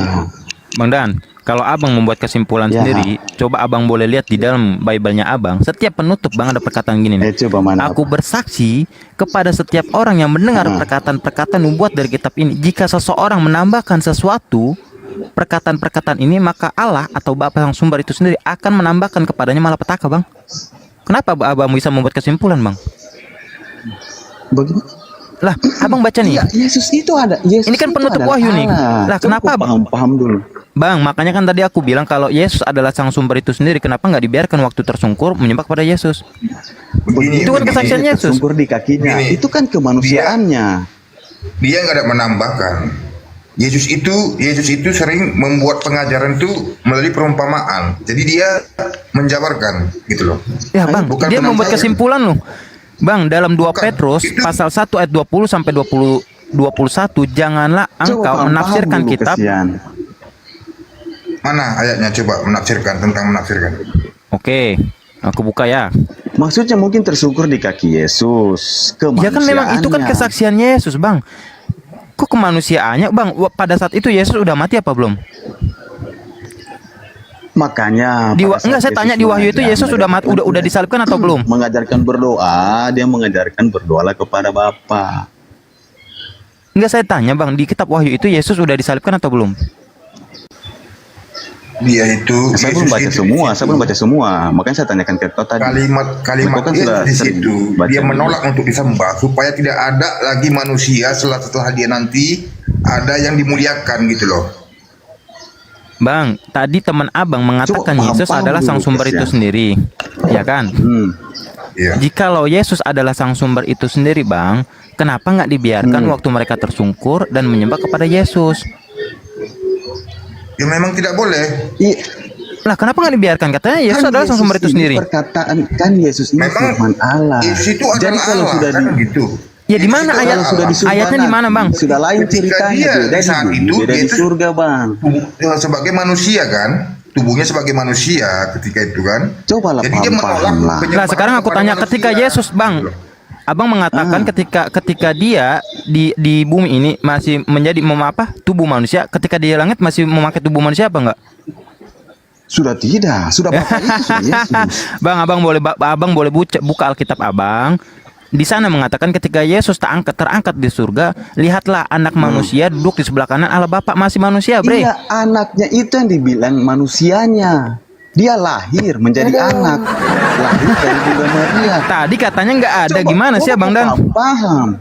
Dikatakan anak Allah karena dia dari kecil ya anak yang dilahirkan. Astaga, tidak ada paham. Izin sebentar Iwan Pila yang ada di bawah ya. Iwan Pila jangan lupa kopi tap biar kagak rumpah dia di tap layarnya biar kuat komalnya. Aduh ini soalnya akun saya baru bangkit ini habis kebeda seminggu. Bantu tap ya. Iwan Pila lanjut Pak Dan. Kopi. Jadi begitu Bang, coba dipaham-paham sedikit. Jadi kita juga menjawab tentang kitab itu jangan sembrono karena dia itu sekali berkaitan dia. Jadi kalau kita dalam mengartikannya orang jadi sempit gitu loh. Hati-hati menjawab. Izin bicara. Pak Men izin sebentar silahkan. Gimana Pak Anggur Asam silakan. Oke, ya memang kalau kitab suci ini harus ayat dengan ayat ini tidak boleh kontradiksi, ya kan? Tetapi saling menguatkan, saling menjelaskan. Nah, ada Oten katanya, oh itu lain konteks. Ini bukan masalah konteks dan tidak konteks. Masalahnya kalau ayat ini masih kurang bisa dipahami, itu akan mendapat penjelasan di ayat berikutnya atau di ayat-ayat lain. Itu adalah penjelasan. Makanya ayat dengan ayat terkorelasi dan saling menjelaskan. Itulah kitab suci. Nah kalau kita tadi dikatakan itu wahyu, itu Allah, itu kan bukan perkataan Yesus. Yesus sudah tidak ada di wahyu itu. Nanti itu adalah tidak jelas. Martin Luther pun membantah bahwa itu adalah tulisan Yohanes. Itu Martin Luther pun membantah itu. Nah, makanya sebagian sejarawan membantah itu ada perkataan Yohanes itu tidak betul. Itu masih didebatable. Makanya ada beberapa kalangan Kristen tidak mengimani kitab Wahyu. Karena apa? Kitab Wahyu itu setelah 60 tahun setelah Yesus tidak ada. Itu kurang lebih seperti itu, atau 40 tahun itu tidak ada.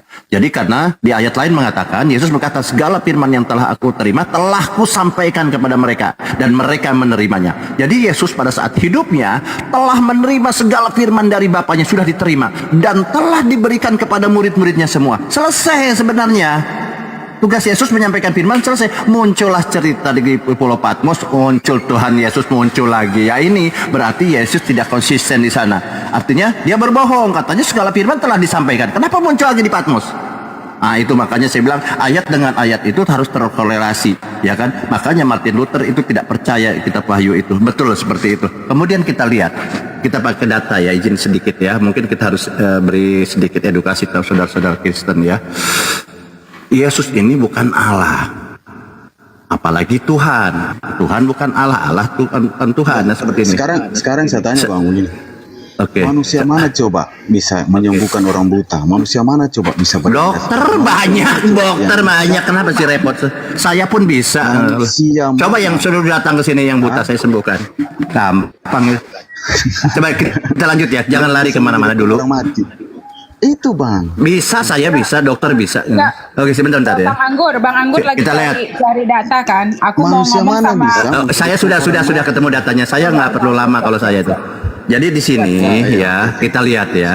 Kalian menganggap Yesus itu Allah atau Bapa atau Tuhan. Padahal Yesus mengatakan ya ini kita maaf ya, saya selalu pakai semacam ini visual begini karena kadang-kadang Oten ini hanya congor aja nggak bisa terima botolnya gitu, harus dengan visual ya. Ada orang yang cara dengan listening mendengar, dengan listening aja dia bisa paham, ada juga dengan secara visual baru paham. Di Matius 7:21, bukan setiap orang yang berseru kepadaku Tuhan Tuhan, Tuhan Yesus akan masuk ke dalam kerajaan sorga, Melainkan, dia bilang. Apa nih? Melainkan ini tidak ada cara lain.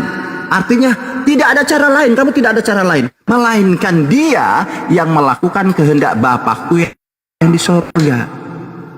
Jadi kalian memanggil Tuhan, Tuhan itu tidak akan masuk sorga. Melainkan itu artinya apa? Tidak ada cara lain. Ya itu caranya apa? Yesus mengatakan caranya adalah, ini kan diteruskan, jangan comot-comot ayat, jangan potong-potong ayat. Dia kan dilanjutkan ayatnya. Melainkan dia yang melakukan kehendak Bapakku yang di sorga. Pertanyaannya, apa kehendak Bapak di sorga itu? Silahkan. Satu-satu, Pak Men dulu, nanti Dan izin Dan Pak Men dulu Dan ya, bentar ya, silahkan Pak Men. Iya. Kopi. Barokallah ikhwan fillah yang ada di bawah ya, luar biasa. Silahkan Pak Men. Oh nggak ada, Dan silahkan Dan. Nah ini kadang-kadang bingung mereka itu. Diberi kesempatan, pelangak-pelongo. Tadi aku ngecek sinyal tadi. Karena tadi sinyalnya tipis dia. Gimana tadi Bang? Oke, baik. Saya ulang ya. Ini edukasi buat saudara-saudara Muslim maupun yang Islam ya. Yang Kristen juga ya. Terutama yang Kristen lah, Muslim dah pada cerdas. Di sini, ini Matius 7. Coba kalian bukalah. Jadi di Matius 7 ayat 23 di sini. Jadi jangan comot-comot ayat ya. Di sini Matius 7 ayat 3. Pada waktu jangan dulu ke sana. Nih, Matius 7:21. Bukan setiap orang yang berseru kepadaku, Tuhan, Tuhan. Yesus Tuhan, Tuhan Yesus akan masuk ke dalam kerajaan surga. Dilanjut nih, Oma nih kan, melainkan tidak ada cara lain dia bilang, melainkan dia yang melakukan kehendak Bapakku di surga. Ini tidak ada cara lain kecuali dia bilang melakukan kehendak Bapakku yang di surga. Pertanyaannya, apa kehendak Bapak yang di surga menurut Yesus? Silahkan. Kehendak Bapa menurut Yesus itu kan udah ada Bang 10 hukum Taurat. Ya itu kehendak dia supaya kita menjalankan itu, mentaati itu, tidak melanggar 10 hukum itu kan gitu. Itu yang asli hukum dari Allah gitu loh. Jadi kalau terkait tentang yang abang pertanyakan apa yang dimaksud, itu udah jelas yang dimaksud itu hanya itu 10 hukum Taurat dan hukum kasih. Ditambah. Oke, yang lain. Ngantri silakan, pendek aja. Kalau tidak tahu lewat aja ya. Lanjut. Silakan Kristen yang lain. Saya. Siapa dipanggilin? Anggur asam, ya Bang. Bang, jadi begini Bang, maksud dari ayat itu saya kasih 2 pemahaman Bang ya, jadi dua kesimpulan ya di ayat itu ya. Di situ tadi apa dia bilang tadi, Tuhan, bagaimana terang? Macet. Hilang suaraku nih. Enggak. 2 pemahaman saya kasih. Jadi begini. Ada Yesus lain. Jadi satu pemahaman ini, ada Yesus lain yang menyatakan dia Yesus. Dan mereka mengimaninya. Itu maksudnya satu pemahamanku ya. Macet. Siapa itu? Jadi begini Bang, ada Yesus lain yang mengaku Yesus. Dan mereka instruksi Pak Dan biar lancar jawabnya, nggak macet-macet. Coba Roh Kudusnya dipanggil Pak, lanjut. Terus dengar dulu Abu. Terus yang kedua, menurut pemahamanku ini Bang, ditujukan kepada orang Kristen yang masih Kristen tapi tidak mengikuti ajaran Yesus. 2 pemahaman ya seperti itu. Itu singkat, padat, jelas dan berbobot. Exegesis. Begitu Bang. Bisa ditujukan kepada orang Kristen yang Kristen tapi pemahamannya tentang Kristus masih kurang. Yang kedua, ada Yesus lain yang diimani. Begitu Bang. Exegesis, macet. Oke, kita lanjut aja ya, teman-teman, kelihatannya Kristen. Pak Baal lanjut ini teman-teman. Oke, jadi kasihan ya. Oke, kita lanjut ya, Bang Dan dan Bang siapa tadi? Bang Man. Ya, jadi kasihan ya kalian ini ternyata baru satu ayat saja kalian tidak paham gitu maksudnya gitu ya.